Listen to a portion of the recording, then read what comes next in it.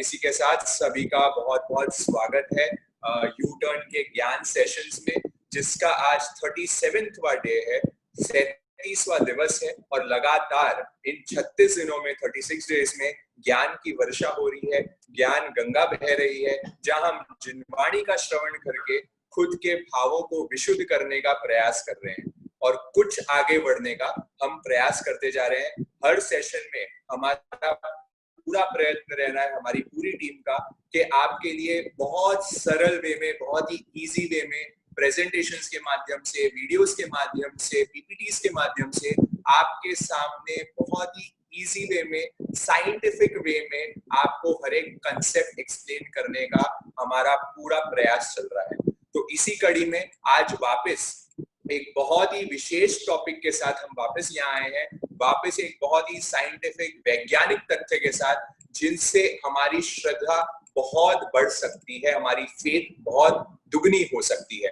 तो मैं रिक्वेस्ट करना चाहूंगा जितने भी पेरेंट्स यहाँ हैं, वैसे मैंने मैसेज में भी लिख दिया था, पेरेंट्स जो हैं वो कृपया करके अपने बच्चों के साथ, यंगस्टर्स, टीनेजर्स और जो लोग अभी तक नहीं जुड़े हुए हैं उनको आप कॉल करें, मैसेज करें और अभी ये लिंक उनको व्हाट्सएप करें, जूम की लिंक भेजें ताकि वो लोग ज्वाइन इन कर पाए। मैं कहूंगा जो बिल्कुल भी धर्म में नहीं जुड़ा हुआ है, अगर वो भी आज का सेशन देखेगा तो उसकी भी जो श्रद्धा है वो कहीं ना कहीं धर्म पे जगने लगेगी।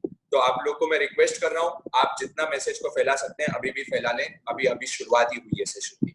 तो इसी कड़ी में आज हम स्वागत करते हैं वापस सीए रिद्धि डागा का और नमन डागा का, दोनों ही जो लास्ट संडे भी आपके सामने, लास्ट संडे तो नहीं हो पाया था हमारा, मंडे को हुआ था, तो मंडे को हमारी जो प्रस्तुति लेके आए थे साउंड की, वैसे ही आज वापस एक वैज्ञानिक तथ्य पे सीए रिद्धि डागा का मैं थोड़ा इंट्रोडक्शन आपको दे दूं। नमन का तो आप लोग जानते ही हैं कि वो एमबीए है, मुंबई से है, रिद्धि भी मुंबई से ही है, रिद्धि भाभी भी, और वो चार्टर्ड अकाउंटेंट है, उनका भी commerce college, Narasimha college commerce से उनने अपना बीकॉम कंप्लीट किया।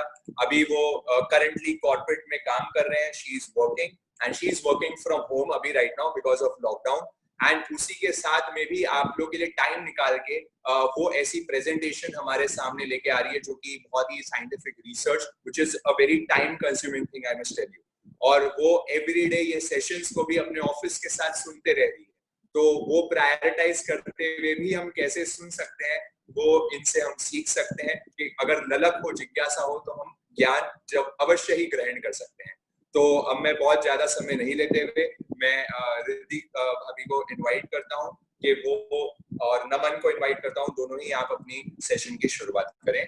जिनको भी कोई डाउट्स है वो आप लोग चैट बॉक्स में डालते रहे, या फिर हम लास्ट में अगर चैट बॉक्स पे उसका आंसर नहीं कर पाएंगे तो हम लास्ट में क्वेश्चन आंसर देते हैं 5:15 के बाद, तब हम आपकी जिज्ञासा सॉल्व करेंगे।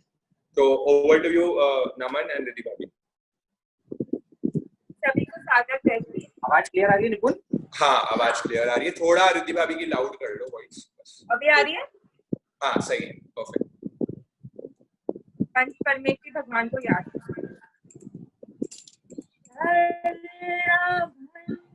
तेरा है, हर पल तेरा है, हर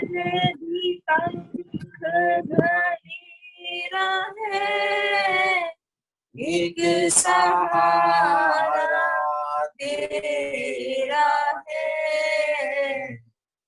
सब कृपा उपहार है, मुदिता परम पार है, लक्ष्य को पहचान, लक्ष्य को पहचान। सभी को सादर जय। तो जैसे हमारा बहुत ही इंटरेस्टिंग टॉपिक्स का सीरीज चल रहा था, तो आज हम आपके सामने एक और नया इंटरेस्टिंग टॉपिक लेकर आए हैं। टॉपिक का नाम तो जैसे आप सब जानते हैं, it is called demystifying the brain. हमारा ब्रेन, हमारा मस्तिष्क, आज हम उसके रिलेटेड कुछ ऐसे राज, कुछ ऐसे सीक्रेट्स डिस्कवर करेंगे जो मॉडर्न साइंस की जो कटिंग एज रिसर्चेस है वो हम आपके सामने शेयर करेंगे। और इन सब चीजों से होगा क्या, हमारा जो अल्टीमेट गोल है अध्यात्म की तरफ एक कदम और आगे बढ़ना, अपने जो बिलीव्स है, अपनी जो हमारी अंडरस्टैंडिंग है अध्यात्म के प्रति, उसे और स्ट्रॉन्ग करना, वो हमारा अल्टीमेट गोल है। उसी के लिए हम आज ये आपके सामने प्रस्तुत कर रहे हैं। तो सबसे पहले जो टॉपिक है हमारा ब्रेन, तो आइए सबसे पहले ब्रेन के रिलेटेड कुछ अमेजिंग फैक्ट्स, हम इंटरेस्टिंग फैक्ट्स जानते हैं।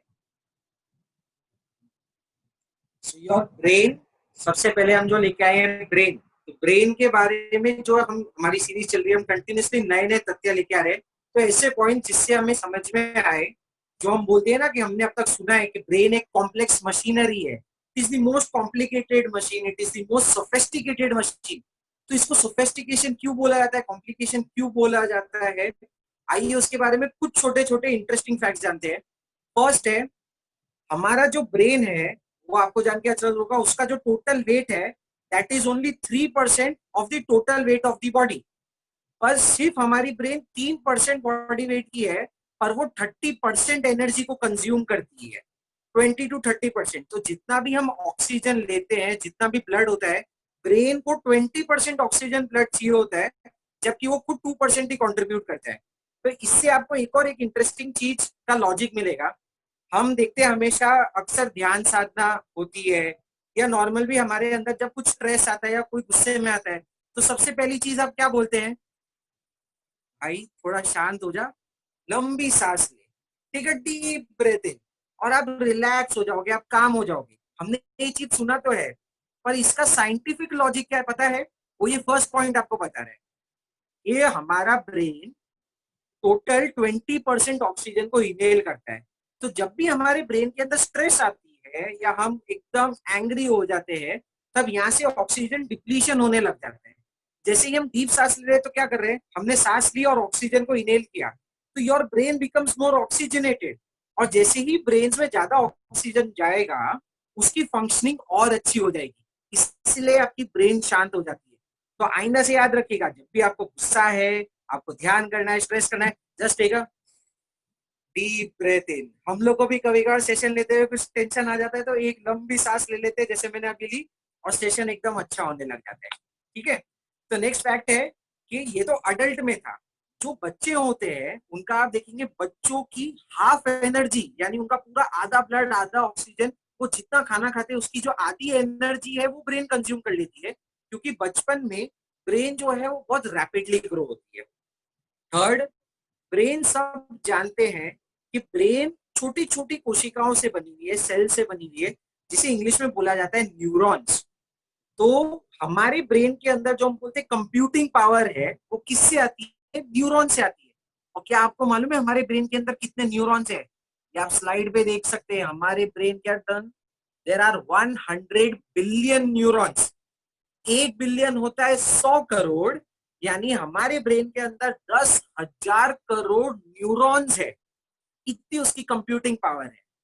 सिमिलरली ये देखा गया है कि जब हम माँ के गर्भ में थे, यानी जब प्रेगनेंसी का पीरियड होता है, तब साइंस ये बताती है कि यही जो न्यूरॉन्स है वो इतने रैपिडली ग्रो होते हैं कि उसकी रेट क्या है, यहाँ पे देखिए, 2,50,000, 2,50,000 न्यूरॉन्स एवरी मिनट ग्रो होता है जब हम माँ के गर्भ में होते हैं।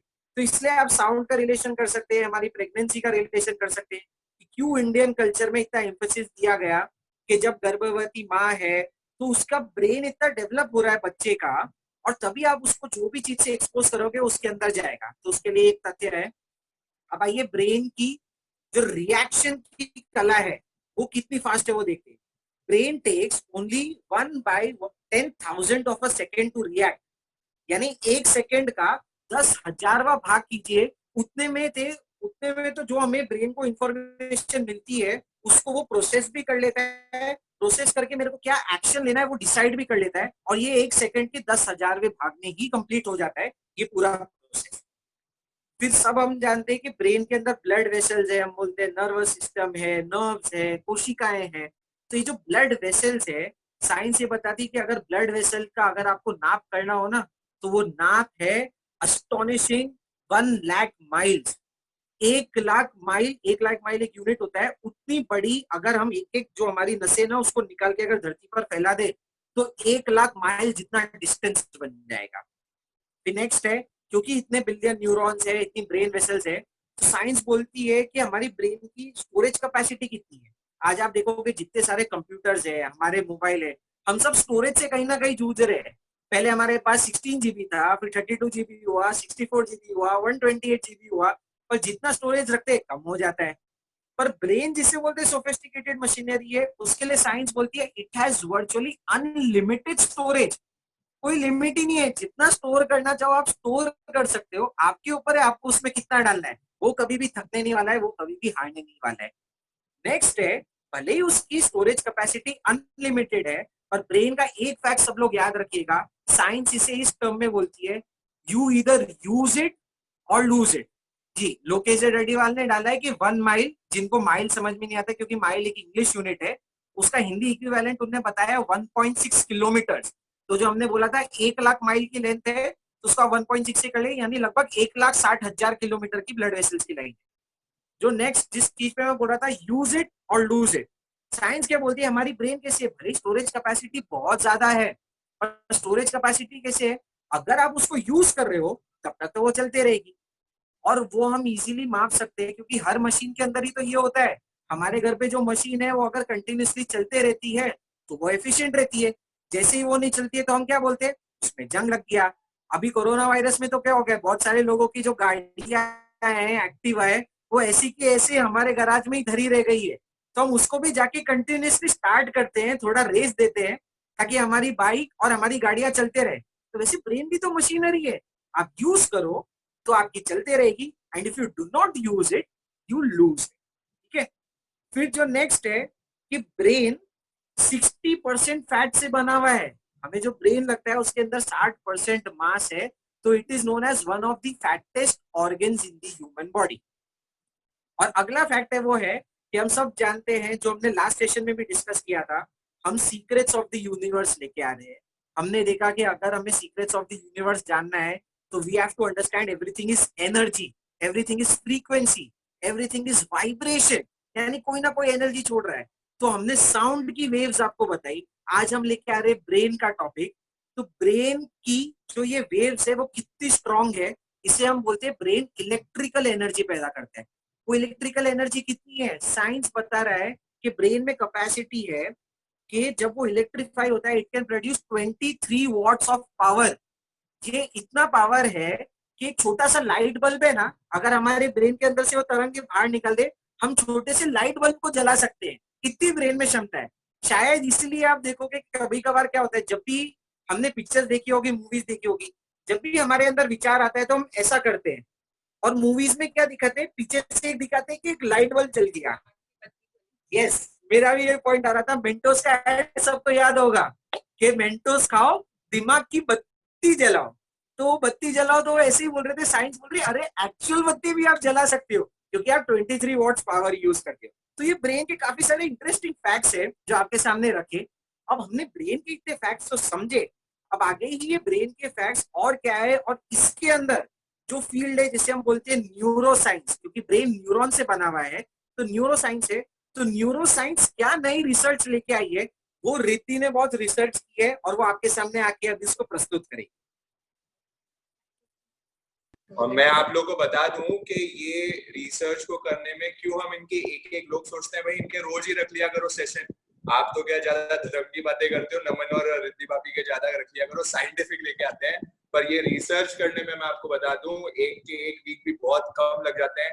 आज भी ये दोनों, मैं सुबह 6 बजे उठा हूँ और मैंने इनको मैसेज किया है, तब इनका सुबह ये लोग सोने जा रहे थे, 6:30-7 बजे तो ये लोग सोने जा रहे थे, वो टाइम भी शायद सोए नहीं थे। तो पूरे दिन रात भर ये लोग मेहनत करके, प्रैक्टिस करते हुए, रिसर्च करते हुए इतने तथ्यों को आपके सामने लेके आ रहे हैं।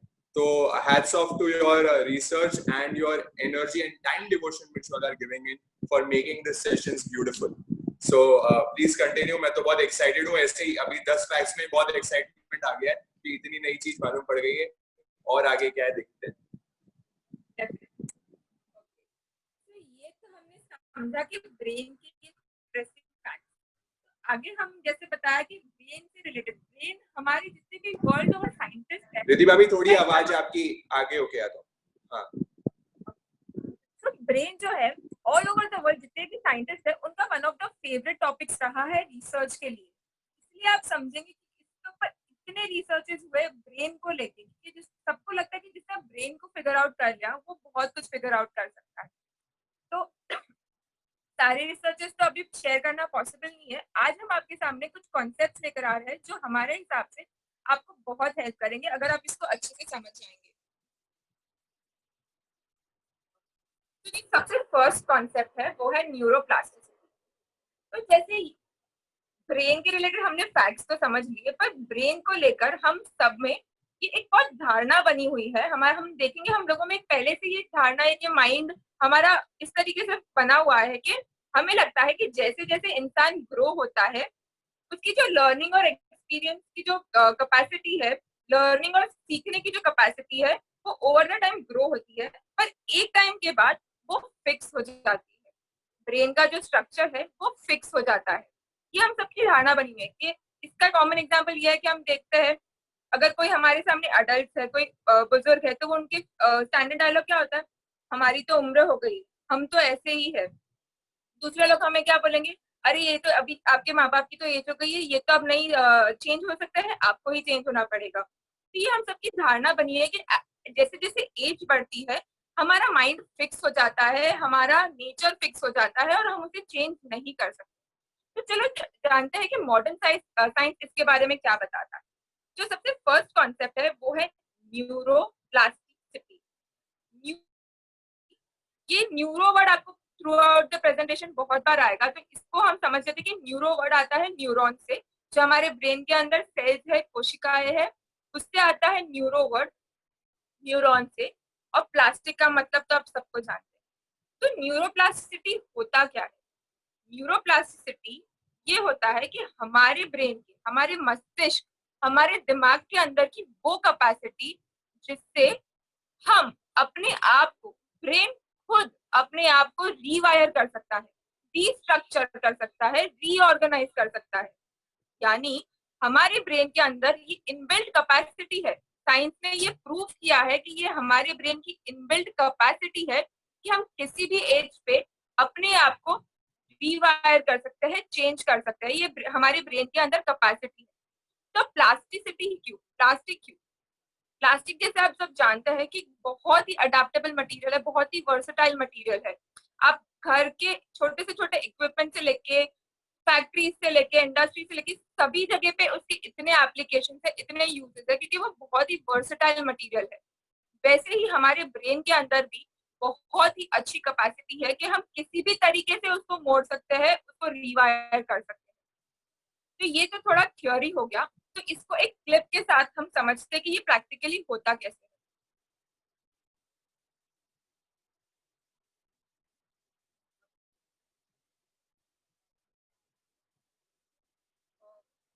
तो बचपन से ही हमारे जो साइंटिस्ट है, उनके ट्रेडिशनल साइंटिस्ट का ये व्यू रहा है कि जैसे जैसे इंसान ग्रो होता है उसकी जो ब्रेन की कैपेसिटी है वो ग्रो होती है और एक टाइम के बाद वो फिक्स हो जाती है। तो पर क्या ये फैक्ट सही है, क्या ये रिसर्च सही है? तो over the time modern science ने ये प्रूव किया है कि हमारा ब्रेन बहुत ही एडेप्टेबल है, उसे हम कैसे भी चेंज कर सकते हैं, मोड़ सकते हैं। अब उसमें चेंजेस कर सकते हैं, अपने थॉट प्रोसेसेस चेंज कर सकते हैं। तो समझते हैं जैसे कि ये हमारा ब्रेन है, इसमें अलग अलग न्यूरॉन्स है, तो ये एक सर्किट जैसे बना हुआ है कि अगर आप कोई फंक्शन करेंगे तो दो न्यूरॉन्स कनेक्ट हो जाएंगे और आपका एक फंक्शन परफॉर्म होता है। जैसे अगर आपने समझो खाना खाना है तो ये ब्रेन का एक पार्ट चल गया, अगर आपको चलना है तो ब्रेन का दूसरा पार्ट चल गया, अगर आपको साइकिलिंग करनी है तो दूसरा पार्ट एक्टिवेट हो गया। तो ये हमारे ब्रेन की अलग अलग कैपेसिटी है। और आप देखेंगे यहाँ पर एक बड़ा सा पाथ है।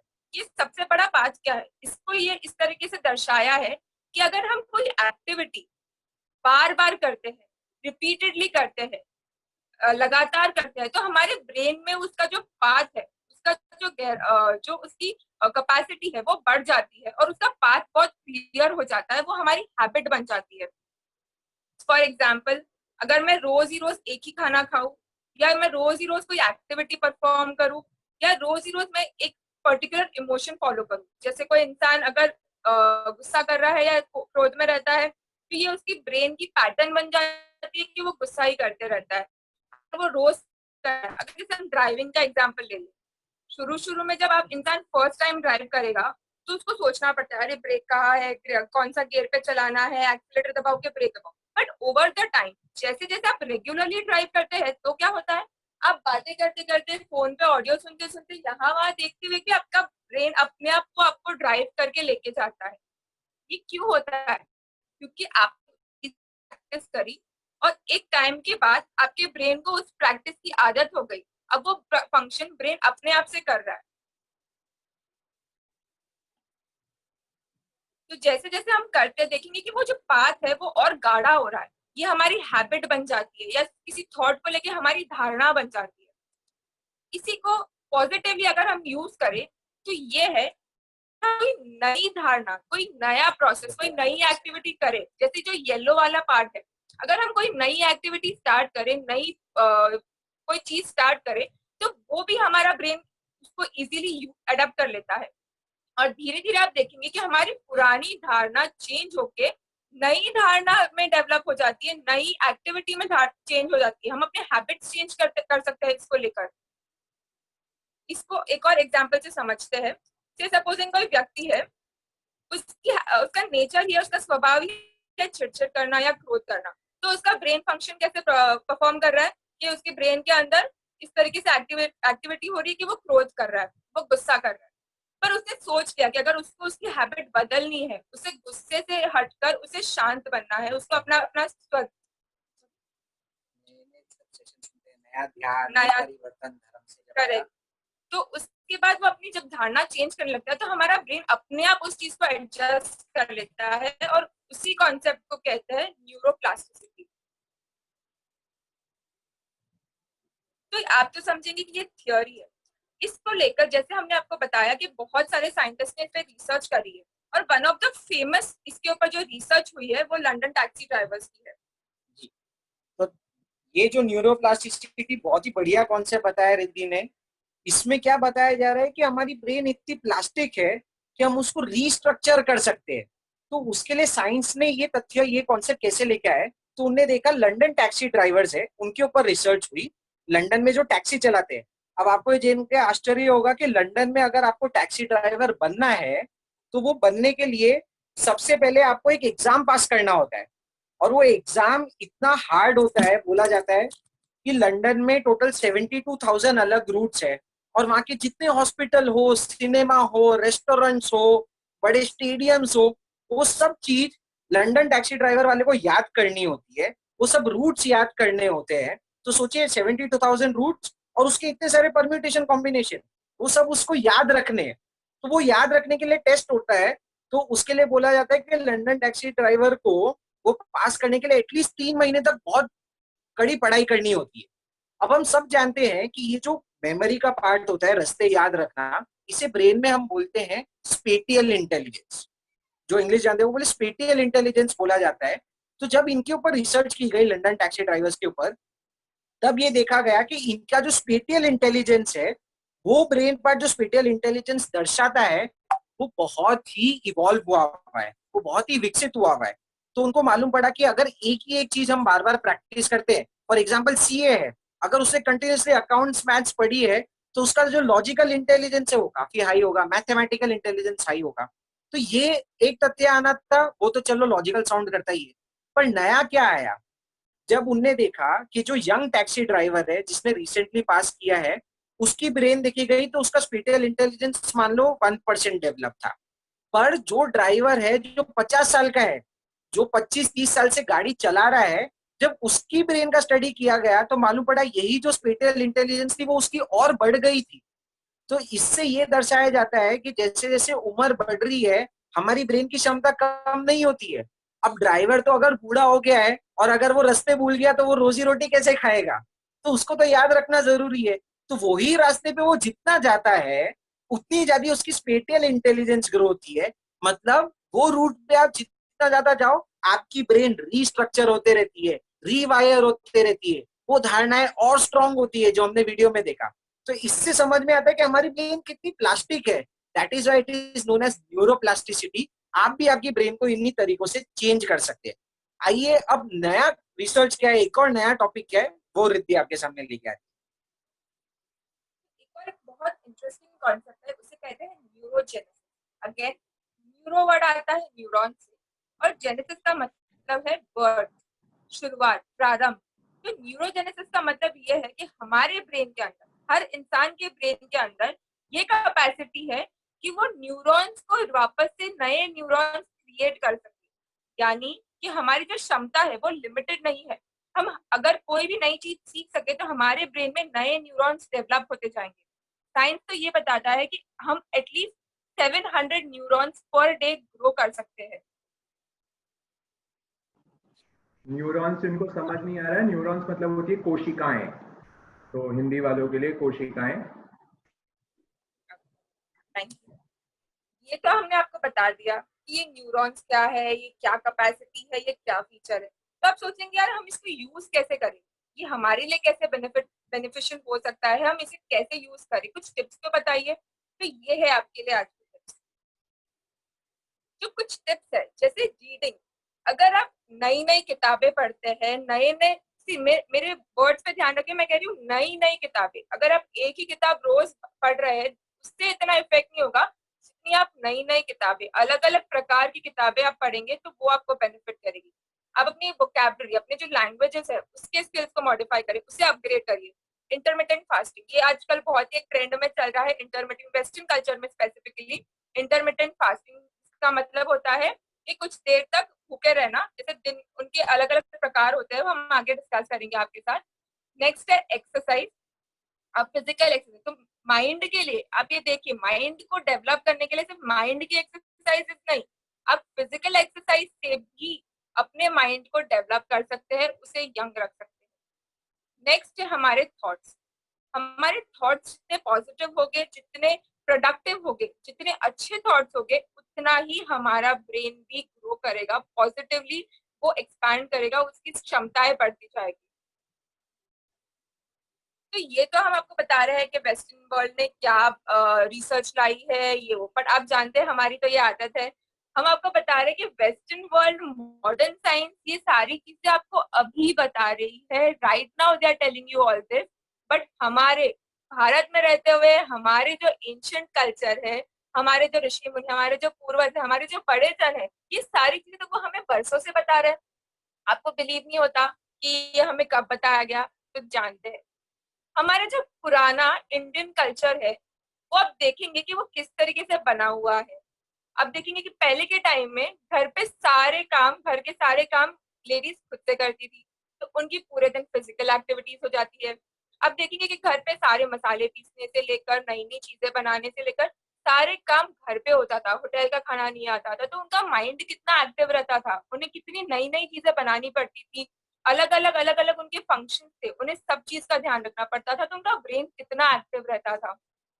एक हमारे पुराने टाइम पे हम देखते थे हमारी दादी नानी, हमारी मम्मियां भी स्वेटर बुनती थी। स्वेटर बुनने की कला आजकल बहुत कम हो गई है, लोग रेडीमेड स्वेटर्स और वुलन पहनते हैं, बट पुराने टाइम पे जब वो चीज करते थे, आवाज क्लियर आ रही है? लोग कह रहे हैं ब्रेक हो रही है। आ रही है। तो ओके, जो स्वेटर बुनते थे उसमें भी आप देखिए कि कितना फोकस लगता है, कितनी उस चीज के लिए क्रिएटिविटी लगती है, और आप जब ऐसी चीजें में अपने ब्रेन को इन्वॉल्व करते थे तो आपका ब्रेन कितना कितना ग्रो होता था, कितना यंग रहता था वो। एक और चीज हम देखेंगे कि आज अगर हमें घर से कहीं जाना हो, एक जगह से दूसरे जगह, सेम कॉलोनी सेम सिटी में भी जाना हो, तो हम सबसे पहले एड्रेस को जीपीएस पे डालते हैं। और यही अगर हम पुराने टाइम में देखेंगे, जीपीएस तो था नहीं, तो हमारे जो एल्डर्स है, हमारे जो बड़े लोग हैं, उनको जीपीएस की जरूरत ही नहीं थी, वो सारे रास्ते माइंड से याद रखते थे। वो अगर एक जगह पे एक बार भी जाए तो उन्हें 5 साल बाद भी वो रास्ता याद रहता था, वो गलियां याद रहती थी। इसका सबसे बड़ा एग्जाम्पल है कि हमारे पेरेंट्स जो बॉम्बे में अभी रह रहे हैं, इतने सालों से बॉम्बे में रह रहे हैं, पर आज भी अगर उन्हें उनके गाँव के रास्ते हम पूछते हैं तो उन्हें याद रहेगा, अरे ये गली में ये रहते हैं, इस गली से आप यूं जाएंगे, ये आज अगर आप पुराने जो लोग हैं उनको भी पूछेंगे, वो आपको एड्रेस ओरली बता देंगे, 2 चौराहे छोड़ना, सर्कल से लेफ्ट लेना, फिर दाएं मुड़ना, फिर बाएं मुड़ना, उनको सारे रास्ते माइंड माइंड में याद है। क्यों? क्योंकि उनका ब्रेन अभी भी इतना यंग है। एक और एग्जाम्पल है फोन नंबर्स का। अब देखेंगे कि पुराने टाइम में जब लैंडलाइन होता था, मोबाइल्स नहीं होते थे, मैं खुद का एग्जांपल दे रही हूँ कि हमें एटलीस्ट अपने 25-30 रिलेटिव्स के नंबर्स तो मुंह पे याद होते थे। किसी का भी लैंडलाइन नंबर आप पूछ लो, मुंह पे तुरंत निकलता था। और आज आप देख लीजिए, अपने फैमिली मेंबर्स के 5-6 जनों को छोड़ के हमें किसी का मोबाइल तक याद नहीं है। हमें हर नंबर के लिए एक डायरी खोलनी पड़ती है, मोबाइल देखना पड़ता है। और क्या हमारे ब्रेन में ये कैपेसिटी नहीं थी कि हम याद करें? डेफिनेटली थी, हम पहले करते थे। लैंडलाइन नंबर जब थे, हमें सबको वो नंबर याद रहते थे। पर आज क्या हो गया है, हम टेक्नोलॉजी पे इतना डिपेंड हो गए हैं कि हमने हमारे ब्रेन को यूज करना कम कर दिया है। और इसी जैसे नमन ने आपको बताया था कि यूज इट और लूज इट, हम यूज नहीं कर रहे हैं, इसीलिए हमारी कैपेसिटी लूज होते जा रही है। वो नंबर्स हमें अभी याद क्यों नहीं रहते हैं? नेक्स्ट है फिजिकल वर्क। जैसे पहले के टाइम पे गैजेट्स नहीं थे, मशीन्स नहीं थे, मिक्सर ग्राइंडर नहीं था या वॉशिंग मशीन नहीं थी, सारे काम फिजिकली होते थे। आप देखेंगे कि लोगों के पास गाड़ियां नहीं थी, लोग कितने कितने किलोमीटर चल के जाते थे। उनकी फिजिकल फिटनेस देखिए आप। आज फिर नेक्स्ट है लिफ्ट्स नहीं थी, लोग सीढ़ियां चढ़ते थे। तो ये सारी हमारे फिजिकल एक्टिविटी को कंट्रीब्यूट करती है। नेक्स्ट देखिए, पहले के टाइम पे लोग कैलकुलेटर यूज नहीं करते थे, लोग लिटरली मेंटली इतना सारे कैलकुलेशंस करते थे। उनके पास आप उनको पूछ लीजिए, अगर कोई भी नंबर कैलकुलेशन पूछेंगे, वो तुरंत मुंह पे बताते थे, और हमें मोबाइल लेके कैलकुलेट करना पड़ता है। क्यों? क्योंकि उनकी ब्रेन इतनी हेल्थी थी, क्योंकि वो उसे यूज करते थे।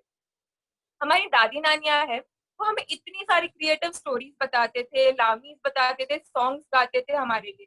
तो अब सोचिए कि उनका भी जो ब्रेन है, वो जब हमें स्टोरीज बता रहे हैं, तो उनका भी क्रिएटिव ब्रेन यूज हो रहा था, हमारा भी क्रिएटिव ब्रेन यूज हो रहा था। तो ये सब ना सिर्फ उनके लिए फायदेमंद था, बट हमारे लिए कितना एडवांटेजेस था कि जब हम ये सारी चीजें सुनते थे, तो हमारा ब्रेन भी इक्वली यूज हो रहा है और इक्वली हमें बेनिफिट हो रहा है। तो ये सारी तो थी ancient culture.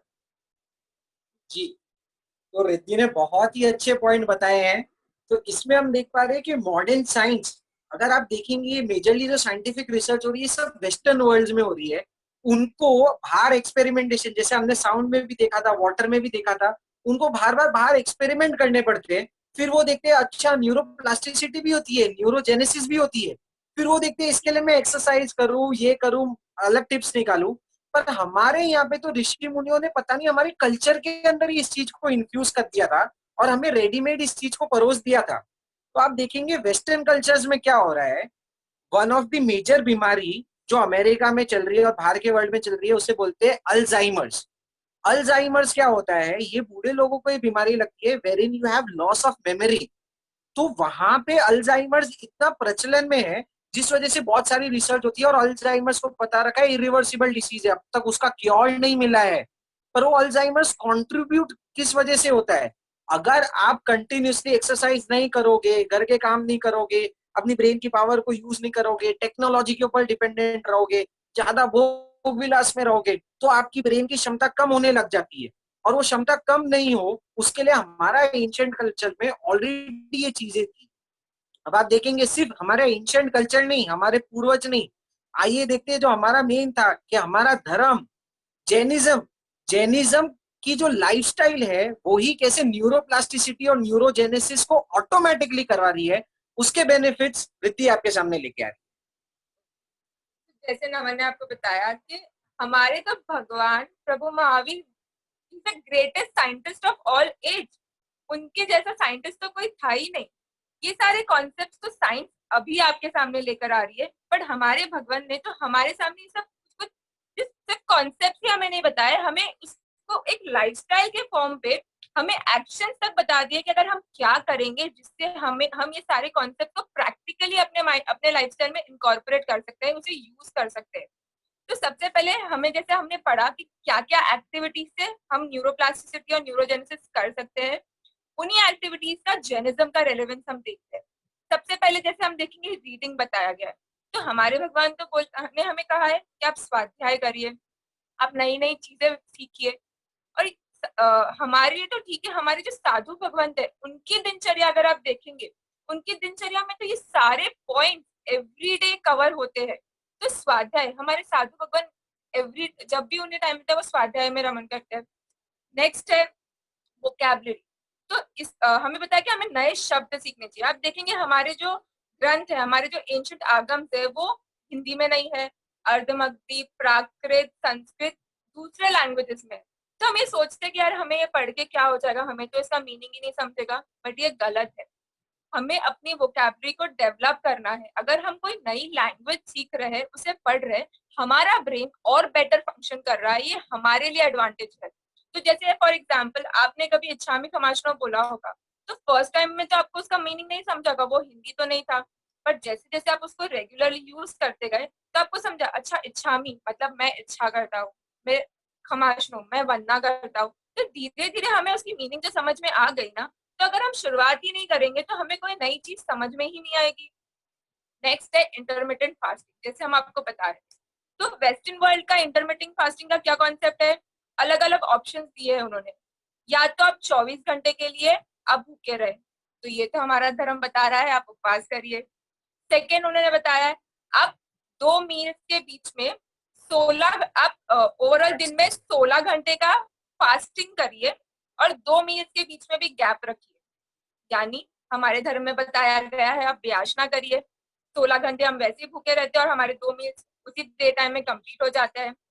Third option intermittent fasting का बताया गया है कि आप वीक में 6 दिन जितना खाते हैं, उससे उसके कंपैरिजन में एक दिन आप कम खाइए और उसके कैलोरी इंटेक्स जो है वो आप बहुत कम करिए।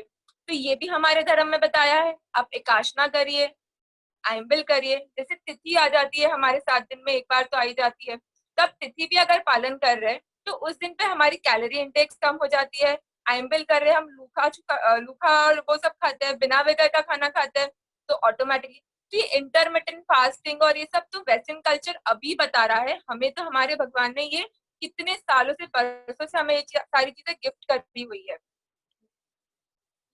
तो तपस्या का जैसे बताया रिद्धि ने, तो अभी केवल इंटरमिटेंट फास्टिंग बताया। और खाली वेस्टर्न नहीं, देखो जब भी वेस्ट कोई चीज करता है तो इंडिया फॉलो करने लग जाती है। योगा हमारे यहाँ का कॉन्सेप्ट था, तब इतना प्रचलन में नहीं था, पर जैसे ही अमेरिका वाले लोग योगा करने लग गए, हम लोगों ने भी योगा चालू कर दिया। वैसे ही हम फास्टिंग नहीं कर रहे थे पहले, पर जैसे ही वेस्टर्न वालों ने इंटरमीडिएट फास्टिंग चालू कर दी, अब आप देखोगे यहाँ के जितने लीडिंग डाइटिशियंस है, इंडिया के लीडिंग जिम ट्रेनर्स है, न्यूट्रिशनिस्ट है, अगर आप अभी जाओगे ना जिम में और न्यूट्रिशन वाले को बोलोगे मेरे को वजन लूज करना है, the first technique that they give you, start intermediate fasting. आप इंटरमीडिएट फास्टिंग करिए, देख लेना 2 हफ्ते में रिजल्ट आ जाएगा। तो भैया क्या था इंटरमीडिएट फास्टिंग, ब्यासना है। आप हमारे धर्म को ऑटोमेटिकली कर लेते थे, जिम की जाने की जरूरत नहीं पड़ती। जैसे साउंड में बोला था, वेस्टर्न वर्ल्ड सिर्फ आपका पैसा चाहता है, निकलवाता है, और एकदम अच्छे अच्छे शब्दों में पैकेज करता है इंटरमिटेंट फास्टिंग। पर हम ब्यासना बोलते हैं तो हमें लगता है क्या ब्यासना होगा कुछ, पर जैसे ही उसको मजेदार वर्ड दे दिया इंटरमिटेंट फास्टिंग, ओहो, ऐसा लगता है कि हम कोई नई चीज कर रहे हैं। क्योंकि जब हम किसी के सामने जाते हैं ना, हम क्या बोलते हैं, you know what I am doing these days, I am doing intermittent fasting. तो एक रोप पड़ता है। पर अगर किसी को जाके बोले ब्यासना कर रहे हैं, तो अंदर से फील नहीं आती है। So again be proud of your Indian culture, be proud of Jainism. बहुत ही साइंटिफिक है, सिर्फ स्पिरिचुअल बेनिफिट्स नहीं, फिजिकल बेनिफिट्स भी लेके आता है। इनफैक्ट तपस्या के ऊपर तो हमारे पास इतनी रिसर्च है, हमने सिर्फ एक छोटा कॉन्सेप्ट लिया है, रात्रि भोजन क्यों किया जाता है, एकाशना क्या है, उनोद्री क्या है, उपवास का बेनिफिट क्या है, तेला क्या है, मांसकमण क्या है, उसकी स्पिरिचुअल बेनिफिट्स नहीं, साइंटिफिक रिसर्च के साथ हमारे पास पूरी रिसर्च है। उसके लिए हमको पूरा एक अलग सेशन लग जाएगा, इतनी रिसर्च है। तो आपके सामने एक पोल आ रहा है, अगर आप चाहते हैं कि हम तपस्या के रिलेटेड सेशन लेके आए, तो आपका जो उसमें रिस्पॉन्स है उसको रिकॉर्ड कीजिए। तो अगर हमें समय मिला तो हम तपस्या के ऊपर ही पूरा एक सेशन रखेंगे। जी, जैसा कि हम देख पा रहे हैं रैपिडली 99% लोगों का आ रहा है। अभी थोड़े टाइम में आपके साथ रिजल्ट का, पोल का रिजल्ट शेयर हो जाएगा।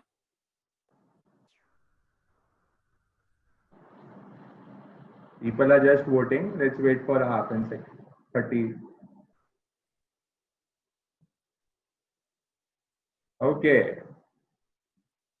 तो आप देख ये सकते हैं। देखिए हाँ बोलिए निपुण, बोलिए। तो यार पीपल वांट, तो नमन आपको और थोड़ा काम पे लगना पड़ेगा। तो तपस्या के बेनिफिट्स के लिए भी आप कुछ साइंटिफिक थियरीज जो हमारे पास ऑलरेडी बहुत सारी है अवेलेबल, और आप उसको कोलेक्ट करके एक नया टॉपिक लेके आइए। तो जी तपस्या के बेनिफिट्स का भी एक पूरा टॉपिक चाहिए रहेगा क्राउड को। जरूर जरूर, यहाँ पे पोल दिख रहा है 200, आज का तकरीबन 300 लोग हमारे साथ जुड़े हैं। उसमें से 190 लोगों ने तुरंत 1 मिनट के अंदर यस जवाब दे दिया। तो श्योरली इससे हमें एनकरेजमेंट मिल रहा है। हम इसके ऊपर थोड़ी और रिसर्च करके, बहुत रिसर्च है और नई रिसर्च करके एक तपस्या का सेशन जरूर लेके आएंगे। और अब जो नेक्स्ट है, तो यही सेम पॉइंट्स थे जो साइंस ने बोला था, उसका ही रिद्धि आपको जैनिज्म का व्यू बता रही है। So we have covered reading, स्वाध्याय होता है, वोकैबुलरी, न्यू लैंग्वेज होता है, इंटरमीडिएट फास्टिंग यानी तपस्या होता है। नेक्स्ट के 3 पॉइंट रिद्धि आपके साथ शेयर करती तो नेक्स्ट है ट्रैवलिंग। तो अब हमारे साधु संत को जैसे आप देखते हैं कि वो विहार करते हैं, मेजोरिटी ऑफ द टाइम वो एक जगह पे कुछ स्पेसिफिक टाइम से ज्यादा वो नहीं रहते, तो वो कंटिन्यूसली विहार करते हैं। तो उससे उनकी ट्रैवलिंग का जो पार्ट है वो ऑटोमेटिकली भगवान ने उनके उसमें इन्वाइट किया हुआ है। नेक्स्ट है थॉट्स। जैसे हमने बताया था कि हम जिस तरीके से थॉट्स हमारे होंगे उसी तरीके से हमारा ब्रेन भी वायर होगा, रीवायर होगा। तो हमें ये हमारे धर्म में बताया कि हमें अनुप्रेक्षा करनी चाहिए, ध्यान करनी चाहिए। तो इससे क्या होता है कि इसके ये बेनिफिट्स है कि हमारा ब्रेन भी पॉजिटिवली और अपने आप को रीवायर कर सकेगा। तो ये थे हमारे जो न्यूरोप्लास्टिसिटी और न्यूरोजेनेसिस की concept.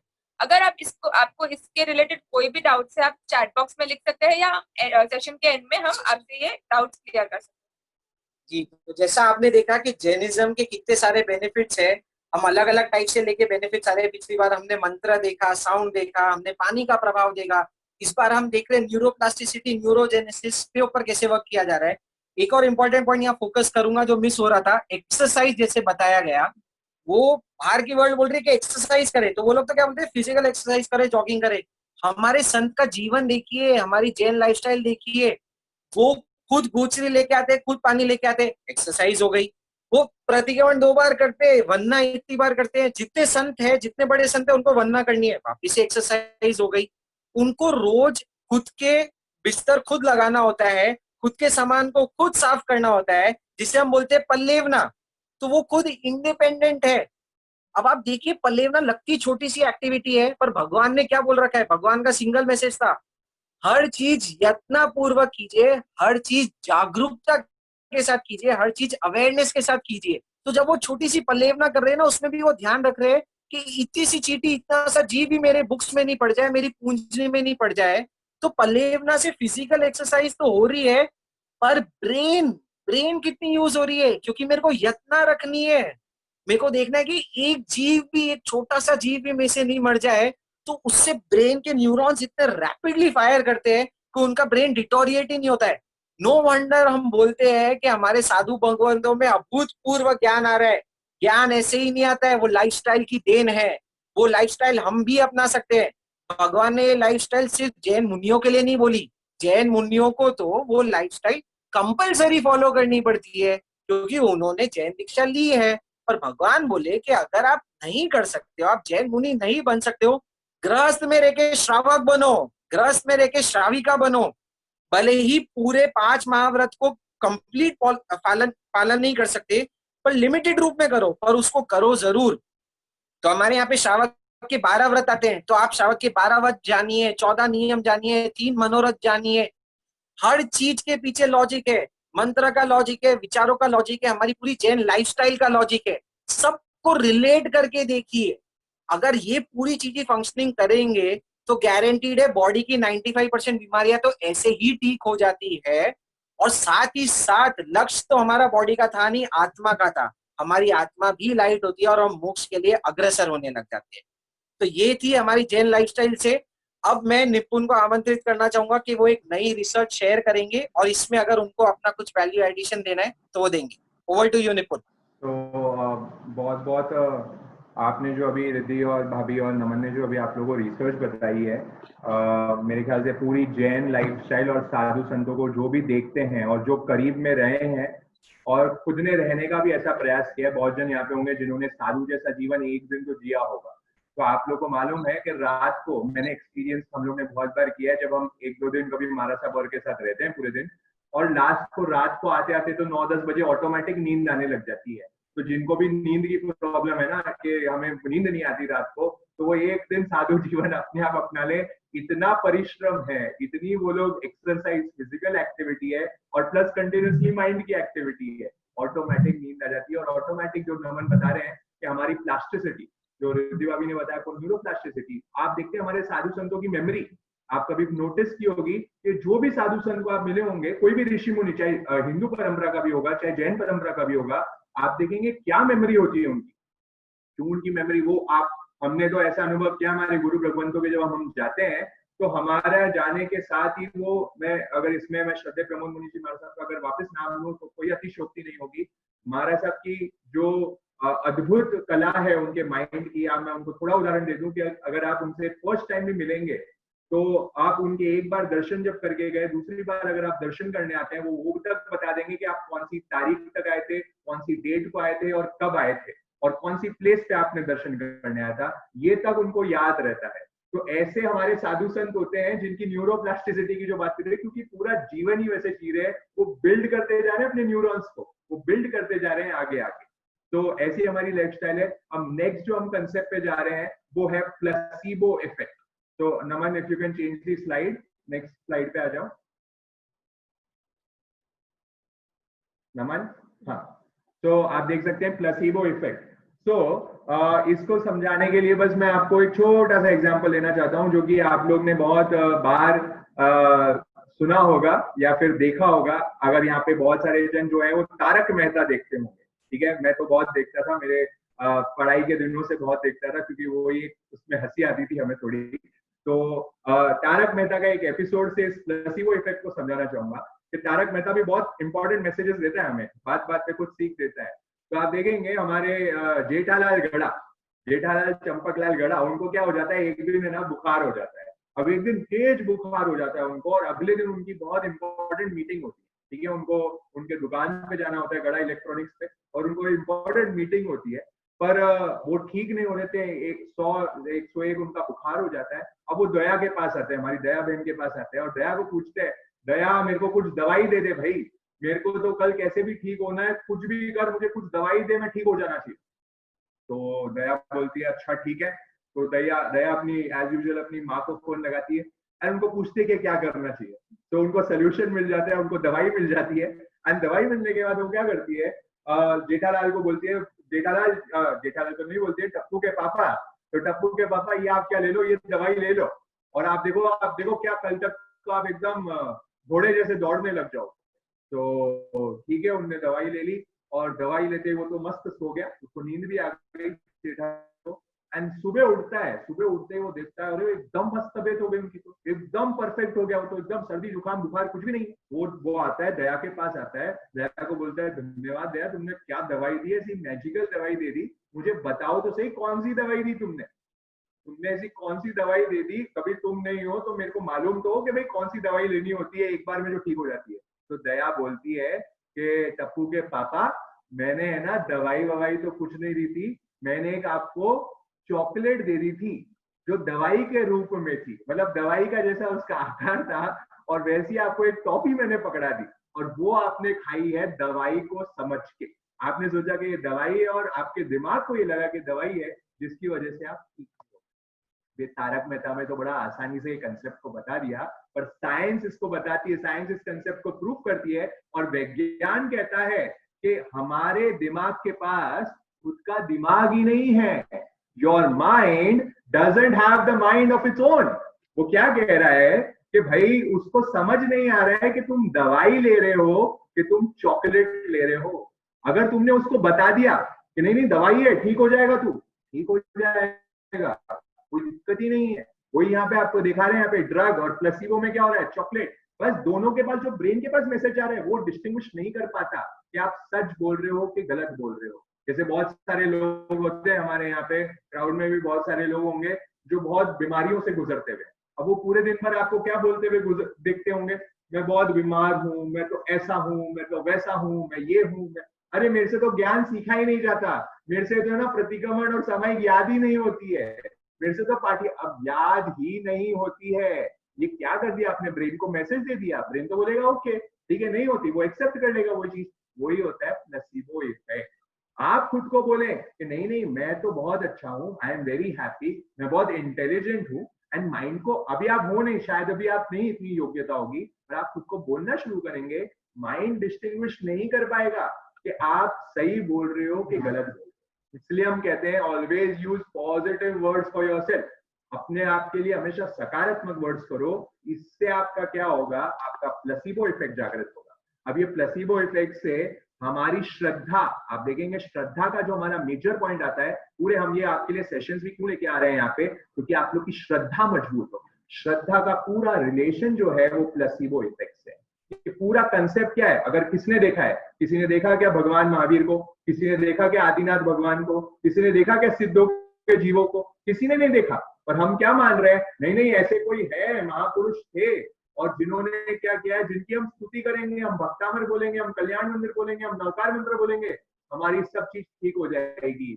What are we doing, we are training our mind, नहीं नहीं तू कर, ऐसा कर, हो जाएगा तू ठीक। एंड हमने ऐसे बहुत उदाहरण, साधु संतों के ऐसे अनेक उदाहरण आप देखते हैं कि वो एक मंगलिक देते हैं और सामने वाला ठीक हो जाता है। आधी बार क्या होता है, प्लेसिबो इफेक्ट, क्योंकि वहां मेरी श्रद्धा जुड़ी हुई है। इसलिए जो भी साधु संतों के पास आप जा रहे हैं, किसी के पास भी, कोई डॉक्टर के पास भी जा रहे हैं ना, तो सबसे पहले आप श्रद्धा लेके जाओ। अगर विश्वास नहीं होगा तो आप ठीक ही नहीं हो पाओगे। इसलिए श्रद्धा रखनी बहुत जरूरी है, फेथ रखना जरूरी है। इसलिए धर्म कार्य करते वक्त भी फुल श्रद्धा। हम आचार्य हस्ती का वर्णन देखते हैं। आचार्य हस्ती के पास एक नेत्रहीन लोग आए, एक नेत्रहीन लड़की आई, तो बहुत साल से जिनकी आंखें नहीं थी, और जब उनके पास आती है, क्योंकि आचार्य भगवान के पास बहुत श्रद्धा, अति श्रद्धा, कि वो जन जन के भगवान है, भक्तों के भगवान है, तो ऐसी जब उनके पास चीज आती है और आचार्य श्री बस उनको एक मंगलिक देते हैं, और एक मंगलिक देने से उसकी आंखों की ज्योति आ जाती है, वो आंखों से देखना शुरू हो जाती है। ये क्या है, ये हमारे माइंड को श्रद्धा हो गई, हाँ मैं ठीक हो गया हूँ, मेरे को भगवान ने कोई मंत्र दे दिया, मैं ठीक हो गया हूँ, बस ठीक हो गया। तो दिस इज माइंड की philosophy, this is your placebo effect. और ऐसे ही श्रद्धा के साथ विकसित होते रहिए, क्योंकि हम लोग ये पूरा प्रयास कर रहे हैं कि अलग अलग संप्रदाय, देखिए हम यहाँ पे अलग अलग जन जुड़े हुए हैं, अलग अलग संप्रदाय के, पूरा जैन समुदाय, और मैं कह दूं जैन नहीं, अजैन लोग भी, नॉन जैन भी जो है, क्योंकि यहाँ पे हम धम्म समझा रहे हैं, धर्म समझा रहे हैं। देखिए मैं आपको बहुत इंपॉर्टेंट बात बता रहा हूँ, पूरे धर्म में कहीं भी जैन वर्ड नहीं आया, जैन वर्ड हमने बनाया हुआ है। हम तो धम्मम वर्ड आता है हमारे शास्त्रों में, सिर्फ धर्म, और ये धर्म सार्वजनिक है, वो सबके लिए है। और यहाँ पे हमारे साथ ऐसे बहुत लोग जुड़े हुए हैं जो नॉन जैन भी है, और वो हमारे साथ स्टार्टिंग से जुड़े हुए हैं। तो उनमें से एक पार्टिसिपेंट को मैं हाँ, उसके पहले मैं बस एक पोल ले लेता हूँ, क्योंकि हम जानना चाह रहे हैं, हम देखना चाह रहे हैं कि हम कैसे सब एक साथ यहाँ पे कौन कौन है जो सुन रहे हैं। तो आप लोग फटाफट से ये पोल को फिल कर दीजिए, तो एक क्राउड को मालूम पड़ेगा कि आज हमारा समुदाय कितना एक साथ है। हम सब मार्गी एक साथ जुड़े हुए हैं यहाँ पे, सब संप्रदाय, सब पंथ के, सब कास्ट के, सब क्रीड के लोग हमारे साथ जुड़े हुए हैं। So you can stop the slide share, Naman.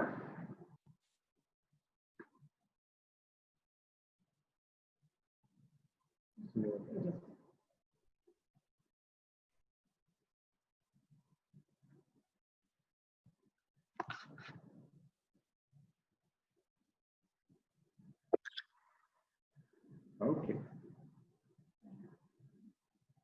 So we are just waiting for everyone to just complete, क्योंकि आज देखिए, आज हमारे साथ लगभग 300 लोग हमारे साथ जुड़े हुए हैं, तो सबको हम टाइम लग रहा है सबको पूरा पोल कंप्लीट करने में। इतने सारे लोग जुड़े हुए हैं, और इफेक्टिवली हम देखते हैं तो हर जन, मैं देखता हूँ बहुत सारे वीडियोस में 4 जन, 5 जन, 10 जन भी जुड़े हुए हैं साथ में। तो इफेक्टिवली तो हम कम से कम 700-800 जनों तक आज रीच कर रहे हैं और जिनवाणी को फैलाने का काम कर रहे हैं। तो अब बस स्टॉप करके हम एंड कर देते हैं Pune. And you can see, आप देखेंगे कितने सभी संप्रदाय के लोग हमारे साथ जुड़े हुए हैं यहाँ पे। So we have Terapanthi, Digambar, Sthanakvasi, Mandir Margi, non Jain, सब हमारे साथ। एंड ऑल्सो हमारे not from this country, not from India, पर पूरे वर्ल्ड ओवर से, जापान से, कुवैत से, दुबई से, सिंगापुर से, बैंकॉक से, सब जगह से हमारे साथ जुड़े हुए हैं। तो मैं एक और पोल बस कर रहा हूं, जिसमें आप लोग ये भी बता दें कि आप लोग कौन सी एज ग्रुप के हैं जो हमारे साथ यहाँ जुड़े हैं। मैं रन कर रहा हूँ, 1 मिनट।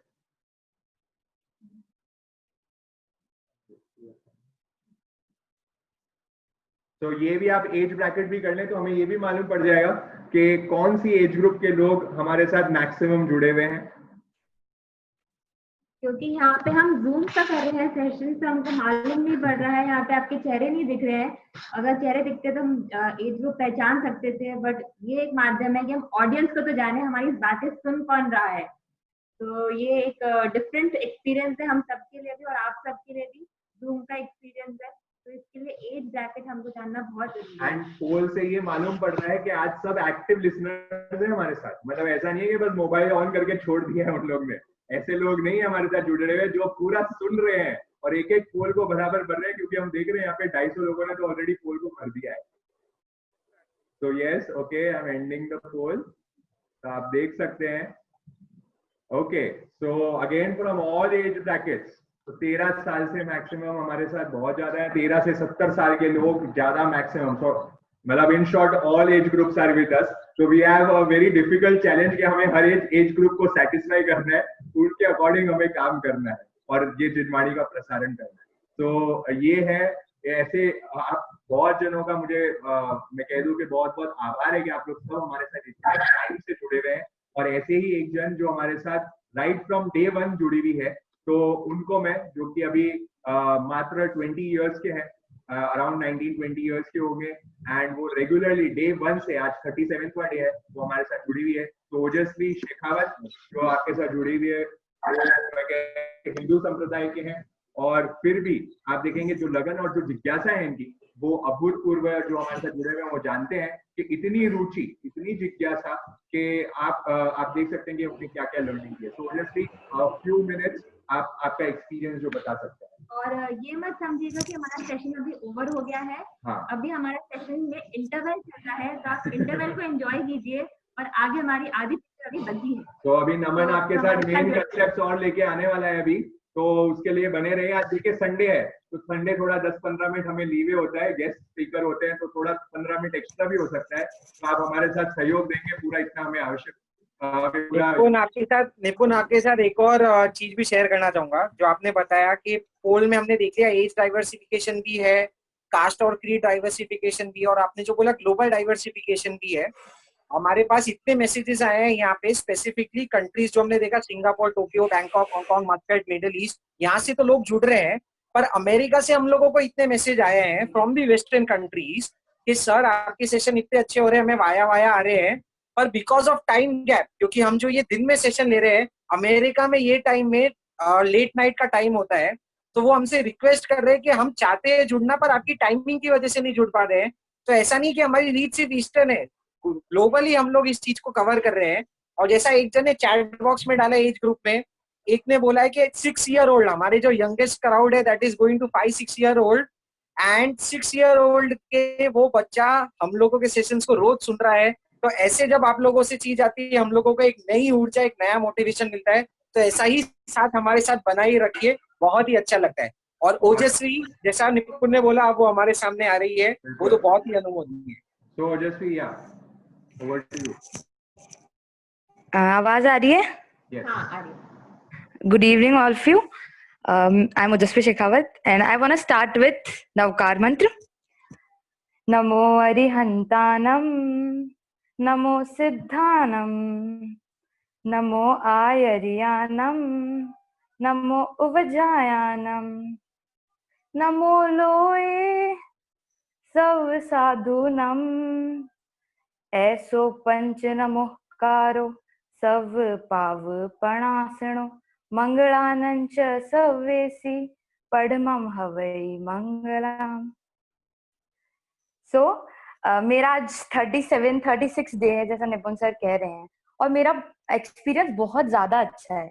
एक्चुअली होता क्या है ना, यहाँ पे पहली बात तो कुछ धर्म, यहाँ पे कुछ रिलीजन, कास्ट या कुछ ऐसा नहीं है। They are just talking about dharma. अब धर्म, अब लोग बोलते हैं कि धर्म एक एज के बाद ही करना चाहिए, लाइक बुढ़ापे में कर लेंगे। बट एक चीज है, जो धर्म है उस मतलब सबको ये पता है कि हमें हमारी जिंदगी की सारी प्रॉब्लम सॉल्व करनी है, राइट। अब मैं यहाँ पे मोक्ष के बारे में बोलूंगी तो कोई समझेगा, मतलब जो आज ही ज्वाइन कर रहे हैं वो समझ नहीं पाएंगे। तो अब मोक्ष छोड़ो, आपको अपनी प्रॉब्लम सॉल्व करनी है जिंदगी की, राइट। तो उसके लिए हमें ग्रंथ दिए हुए हैं। जो ग्रंथ है उनमें सारी प्रॉब्लम का सारा सोल्यूशन है। आपने देखा होगा कभी कभी टीवी में दिखाते हैं, इधर वो असुर आता है, इधर सुर आता है, लाइक डेविल और एंजल आता है। तो आपको एंजल की सुननी होती है, सबको पता है। लेकिन एंजल की सुनने के लिए आपको धर्म का ज्ञान होना चाहिए। और धर्म का ज्ञान कहाँ मिलता है? धर्म का ज्ञान मिलता है ग्रंथ में। ग्रंथों को समझ लो ना तो आपकी सारी प्रॉब्लम्स वैसे ही सॉल्व हो जाएगी। और यहाँ ये लोग क्या कर रहे हैं, निपुण सर और ये जो पूरी यूटर्न की टीम है, ये आपको धर्म को बहुत इजी लैंग्वेज में समझा रहे हैं। मैं जिनवानी की बात नहीं कर रही, मैं सभी धर्मों की सभी ग्रंथों की बात कर रही हूँ। यहाँ पे श्रीमद भगवत कथा, बाइबल, कोई भी बुक उठा लो आप, सब में क्रक्स ऑफ द स्टोरी यही निकलेगा कि जो लास्ट में जो पूरी टोटल हैप्पीनेस कैसे मिलेगी। ठीक है, और निपुण सर और जो टीम है अपन को यही समझाने की कोशिश कर रही है कि आपको कैसे मिल सकता है ये सब। मतलब मुझे यहाँ पे ओपन प्लेटफॉर्म मिला है, अपने जो विचार है, एक तो यूथ है यहाँ पे सारी, तो ये लोग कनेक्ट कर पाते हैं कि हम क्या कहना चाह रहे हैं, उसे बहुत अच्छे से कनेक्ट कर पाते हैं। ओपन प्लेटफॉर्म मिला है, ब्रॉड पर्सपेक्टिव, मेरी एक्सेप्टेबिलिटी बहुत बढ़ गई, मैं चीजों को एक्सेप्ट ज्यादा करने लगी। मतलब पहले मुझे लगता था ये सही है ये गलत है बस खत्म, बट ऐसा नहीं है, जरूरी नहीं है जो मुझे नहीं पता हो वो मतलब गलत हो। सही गलत की एक अच्छी ब्रॉड पर्सपेक्टिव मेरे पास है। और लाइव एग्जांपल्स, यहाँ पे एक बहुत अच्छा टॉपिक सर ने डिस्कस किया था, 25 qualities of a good speaker. तो मुझे ऐसा लगा था 25 क्वालिटीज ये सारी किसी में होगी नहीं, मतलब काल्पनिक बात है, मतलब थियोरेटिकल है। बट ऐसा नहीं है। अगले दिन सर ने संतोष सर को प्रेजेंट किया, जिनकी बहुत ही अच्छी स्पीकिंग स्किल्स थी और उनमें 25 गुण थे, मतलब मैंने नोटिस किया था ये। ठीक है, और मुझ में ना कुछ इनवॉलेंट्री चेंजेस भी है, लाइक जैसे महक मैम बोलती है कि खाने से आसक्ति मत रखो, मतलब जो आपकी फेवरेट चीज है उसमें से अपनी फेवरेट चीज बाहर निकाल दो खाने में से और फिर खाना खाओ। अब वो मुझसे हो नहीं पाता, आई एम सो फूडी, तो वो मुझसे हो नहीं पाता। लेकिन हाँ, मैं जब खाना खाती तो मुझे ये फीलिंग जरूर आती है ये है गलत, जो भी कर रहे हैं वो है तो गलत ही ना, नहीं करना चाहिए ऐसा। तो वो उससे भाव की आसक्ति, भाव से मैंने कर्म नहीं बांधा, मैंने सिर्फ द्रव्य से बांधा। और भाव से, अब भाव द्रव्य ये सब पहले के सेशंस में बताया था, जो आज ज्वाइन किए हैं थोड़ा कम समझ आएगा। तो आपको मतलब फीलिंग्स से जो कर्म बंधन होते हैं वो ज्यादा होते हैं, तो इससे कम से कम मेरी फीलिंग से कर्म बंधन नहीं होते। फिर उसके बाद में मुझे जो भी क्वेश्चन का आंसर चाहिए होता है बहुत ही सेटिस्फाइंग, मतलब ये लोग जब जो भी पूरी टीम है ये वेल रेड है, इन लोगों ने बहुत अच्छी रिसर्च कर रखी है, बहुत अच्छी नॉलेज है, तो आपके जो आंसर्स मिलेंगे आपको बहुत ही सेटिस्फाइंग मिलेंगे। और जो अवेयरनेस है, अवेयरनेस मेरी मतलब बहुत ज्यादा बढ़ी। लाइक मेरे को जब गुस्सा आता है तो मुझे ये चीज पता चलती है कि मेरे को गुस्सा आ रहा है। और अगर आपको पता चल जाएगा कि आपको गुस्सा आ रहा है तो आपको गुस्सा क्यों आएगा? नहीं आएगा ना, मतलब कोई जानबूझ के थोड़ा गुस्सा करता है, गुस्सा हो जाता है। ठीक है, और एक और चीज है कि प्योर धर्म आजकल प्योर धर्म कहाँ मिलता है, मतलब हर जगह रियॉर्ड्स होते रहते हैं धर्म को लेके, हमारा अच्छा है। हम लोगों ने क्या किया, अपने मतलब के हिसाब से धर्म को मोल्ड कर दिया, जैसे सर कह रहे थे ना मोल्ड कर सकते हैं, वैसे मोल्ड कर दिया धर्म को और वो प्रेजेंट कर रहे हैं। तो वो चीज अगर अपन लेंगे तो अपनी प्रॉब्लम्स का सोल्यूशन कैसे मिलेगा? नहीं मिलेगा ना। तो यूथ को तो धर्म ज्यादा पढ़ना चाहिए या फिर सुनना चाहिए, क्योंकि ग्रंथ में जब सारे सोल्यूशंस मिले हुए हैं तो फिर हमारी जिंदगी में प्रॉब्लम्स ही क्यों होगी? ठीक है, और जो यहाँ पे 37 डेज में सर ने बताया वो सारे एज अ कंसेप्ट मेरे अंदर इनकलकेट हो गए, लाइक एक एक कंसेप्ट की तरह सेट हो गए, जो कि मैं हर किसी सिचुएशन में लगा सकती हूँ और मुझे मेरा आंसर मिल जाएगा। मतलब मुझे पहले ऐसा लगता था कि भगवान ने उस टाइम पे लिखा था, उनको क्या पता कलयुग कैसा होगा। मतलब ऐसा नहीं है, भगवान विजनरी थे, उनको सब पता था, तो उन्होंने ऐसी ऐसी प्रॉब्लम्स का सोल्यूशन लिखा हुआ है, हर हर एक टाइप की solution. You just need to know that. मतलब मैंने जब भगवत गीता पढ़ी तो मुझे ज्यादा ऐसे समझ नहीं आई, लेकिन जब मैंने यहाँ पे आके जिनवानी सुननी तो मुझे भगवत गीता समझ आ गई। मतलब देखो दोनों सेम है, कोई डिफरेंस ही नहीं है। तो ऐसे जो सारी चीजें हैं वो सेम है। और जो क्रक्स है, बाइबल में भी बार बार वो लोग एक लाइट के बारे में बताते रहते हैं, होली लाइट है, मतलब बार बार यूज होते हैं ऐसे words like holy God, Holi light. तो वो लोग भी उसी चीज को, सब लोग उसी चीज को मान रहे हैं। पता नहीं झगड़ा किस चीज का, सबने बस अपने मतलब के हिसाब से उसको चेंज कर रखा है ना, पैसे कमाना एंड पॉलिटिक्स। तो ये चीज है, यहाँ पे प्योर धर्म मिल रहा है। और आपको अगर आपकी लाइफ की सारी प्रॉब्लम्स के सोल्यूशन चाहिए तो आप जरूर यू टर्न करो। और कभी कभी क्या होता है ना, कुछ कॉन्सेप्ट पहले समझ नहीं आते, लाइक जब 2-3 दिन पहले मुझे कुछ बताया तो मैं आई वाज कंफ्यूज कि क्या बोल रहे हैं, मतलब ऐसा थोड़ा ना होता है। लेकिन 2-3 दिन के बाद में कुछ और चीज बताई जिससे वो कनेक्ट हो रहा है, तो आप अगर एक भी सेशन मिस करोगे ना तो आप बहुत कुछ मिस कर दोगे। एक अच्छा कंसेप्ट जो कि आपकी लाइफ टाइम की प्रॉब्लम्स को सॉल्व करने का वो बताता है ना, वो आप लूज कर जाओगे। और एक राजयोग होता है, भगवत गीता में 3 बताए हैं भगवान प्राप्त करने के योग, उनमें से एक राजयोग होता है, मतलब अपने मेडिटेशन से भगवान को प्राप्त करना, जैसे विवेकानंद जी ने किया था, राइट। तो अब उसके लिए आपको क्या चाहिए, एक शार्प इंटेलेक्ट चाहिए। ये प्री रिक्विजिट्स, आपको ये पहले आपने ये होना चाहिए, आपका शार्प इंटेलेक्ट होना चाहिए, तब जाके आप राजयोग को इम्प्लीमेंट कर सकते हो। तो यहाँ पे आके मेडिटेशन जो हम करते हैं उससे आपका राजयोग विकसित हो सकता है। और मतलब मुझे पहले लगता था फिर हम ये क्यों करें, सीए वगैरह क्यों करना है, जब सीए सीएमए क्यों करना है, जब अपन को मोक्ष जाना है। तो उसके लिए शार्प इंटेलेक्ट चाहिए, इसलिए हमें सीए सीएमए करने की भी जरूरत है। आपका इंटेलेक्ट बढ़ेगा तभी तो आप ये चीजें समझोगे। ये बहुत टफ चीजें, नहीं समझ आती चीजें। इसलिए ये यू टर्न जो है ये आपको बहुत अच्छी अपॉर्चुनिटी दे रहा है। मोक्ष नहीं जाना कोई नहीं, अपन जैसे लोग होते हैं कुछ कि हाँ ठीक है मोक्ष तो क्या ही है, हाँ लेकिन मोक्ष बहुत बड़ी चीज है जो अपनी समझ के बाहर है अभी। लेकिन अपनी लाइफ की प्रॉब्लम्स तो सॉल्व करनी होती है सबको, वो सॉल्व करने के लिए आप यू टर्न के सेशंस रेगुलरली अटेंड कर सकते हैं। लिटरली आपकी लाइफ की बहुत सारी प्रॉब्लम्स कम हो जाएगी। Thank you. Over to you Nitin sir. Thank you Ojaswi. And इन्होंने इन्हीं दिनों में नवकार मंत्र जो आपको अभी गा के सुना है वो भी इन्हीं दिनों में इनने याद किया है। तो इनकी जो जिज्ञासा एंड हंगर फॉर लर्निंग है ऐसी हर एक पार्टिसिपेंट में होनी चाहिए, ऐसी हर एक जन में होनी चाहिए, तब जाके हम नए नए चीज सीख पाएंगे। Read anywhere, just be hungry for learning. और वो ओजस्वी में पूरी ये क्वालिटीज है और इन्होंने आपको अपना पूरा एक्सपीरियंस से बता दिया कि if you want a U turn in your life, हमारा टैगलाइन नहीं है भ्रम से जागृति की ओर, फ्रॉम इल्यूजन टू अवेकनिंग। अगर आपको पूरा 360 डिग्री यू टर्न दिया है तो रेगुलरली आपको हमारे अटेंड करते रहिए। किसी को कौन सी बात कब क्लिक करती है आपको मालूम ही नहीं पड़ेगा, है ना। कभी कौन से वर्ड पे किसी और के क्वेश्चन में आपका आंसर सॉल्व हो जाएगा, you will not even realize. ऐसे बहुत सारे फीडबैक्स हमारे पास है। अब धीरे धीरे एक एक दिन लोगों का बहुत मैसेज है, भैया हमें भी बोलना है, हमें भी ये करना है। तो हम मौका जरूर देंगे लास्ट में भी। आज अगर टाइम बचता है तो आप लोग रेज हैंड करना, आप लोग के फीडबैक्स हम शेयर करेंगे। और अभी इस क्राउड को इतने क्राउड हमारे साथ जुड़ा है उसमें अहम भूमिका एक जन और की भी है जो बहुत हमारे लिए हमें बहुत इंकरेजमेंट दिया है, सपोर्ट दिया है all through out this journey last few days से। ये हमारे साथ बहुत यू टर्न के वर्ड को स्प्रेड करने के लिए हेल्प कर रहे हैं। तो मैं राजीव अंकल को, जो सूरत में अभी रहते हैं और वहाँ बहुत ही सेवा का कार्य करते हैं, धर्म से बहुत जुड़े हुए अग्रणी श्रावक हैं, तो मैं उनको 2 मिनट का निमंत्रण दे रहा हूँ कि आप आपके भाव व्यक्त करें। राजीव जी, आवाज आ रही है मेरी? हाँ सर। शमन भगवान महावीर वंदन, पूज्य गुरु भगवंतों को वंदन, सभी पार्टिसिपेंट्स को सादर जय जिनेंद्र। आप ऐसे ये सब क्रेडिट आपके पूज्य पिताजी को जाता है, क्योंकि उन्होंने श्री नरेंद्र जी डागा ने ही मुझे प्रेरणा की थी इस सेशन को ज्वाइन करने के लिए। इसलिए मैं 4-5 दिन से लगातार ज्वाइन कर रहा हूँ और मेरे फैमिली मेंबर्स भी ज्वाइन कर रहे हैं। आज मेरे ख्याल से यू टर्न का आज ज्ञान सेशन का 37वां ज्ञान सेशन है। और मेरे से आपके पिताजी से मुझे पता लगा था कि करीब 15-20 पार्टिसिपेंट्स से आपने शुरुआत की थी। तो आज मैं देख रहा हूँ कि पार्टिसिपेंट्स की संख्या करीब 300 के लगभग पहुंच गई है। तो यह मतलब बहुत कम समय में बहुत बड़ी उपलब्धि है और संघ में समाज के लिए बहुत गौरव की बात है कि आप इस युवा वय में अपने गहरे ज्ञान से सबको आकर्षित कर रहे हैं। वह लॉकडाउन में समय का सबका सदुपयोग कर रहे हैं। जैन धर्म में युवा का उत्साह प्रेरणास्पद है। Younger generation is more influence इन धर्म बाय यंगस्टर लाइक यू। जो आपने गुरुओं से सीखा वे आप लेटेस्ट टेक्नोलॉजी का यूज कर पूरे विश्व में जो धर्म के प्रभाव ना कर रहे हैं वो बहुत अनुमोदनीय है। पूज्य गुरु भगवान श्री आचार्य श्री अस्थिमल जी महाराज साहब, पूज्य गुरु हीराचंद जी महाराज साहब है, पूज्य गुरुवर श्रद्धेय श्री प्रमोद मुनि जी महाराज साहब के जो भजन है वो आप शुरू में व मध्यम में और कई बार इसके बारे में अर्थों सहित कई बार समझाते हैं, जो हमें बहुत अच्छा लगा। प्रेजेंटेशन क्लियर होने से सबको बहुत इजीली समझ में आ रहा है।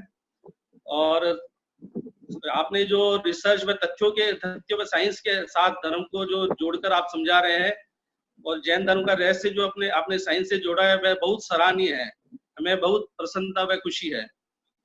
पहला सेशन जो मैंने साउंड के बारे में सुना और आज ब्रेन के बारे में मैं सुन रहा हूँ नमन जी डागा और रीति जी डागा से, ये बहुत ही मतलब खुशी, बहुत अच्छा सेशन लगा हमें।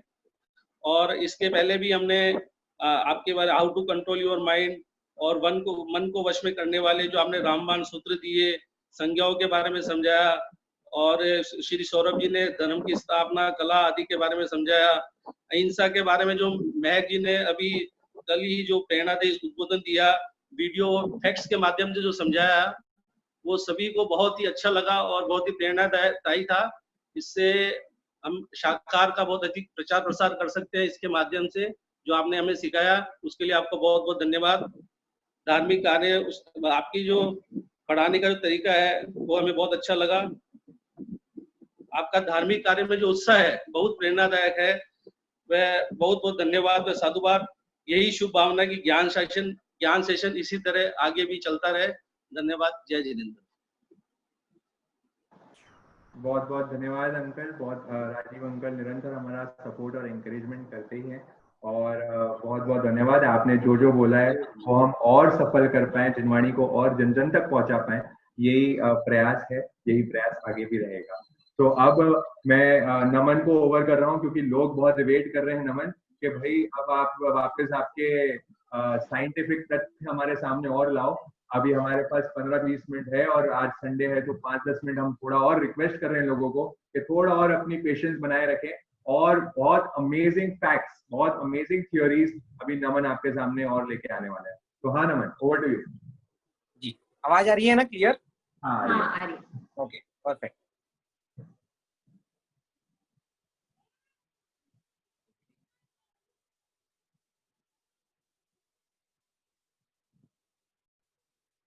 जी, तो ये हमने थोड़े स्नैपशॉट्स लिए थे सेशनों के बीच में। जो पोल आया था उसका रिजल्ट है, जो हमने बताया न्यूरोप्लास्टिसिटी, न्यूरोजेनेसिस।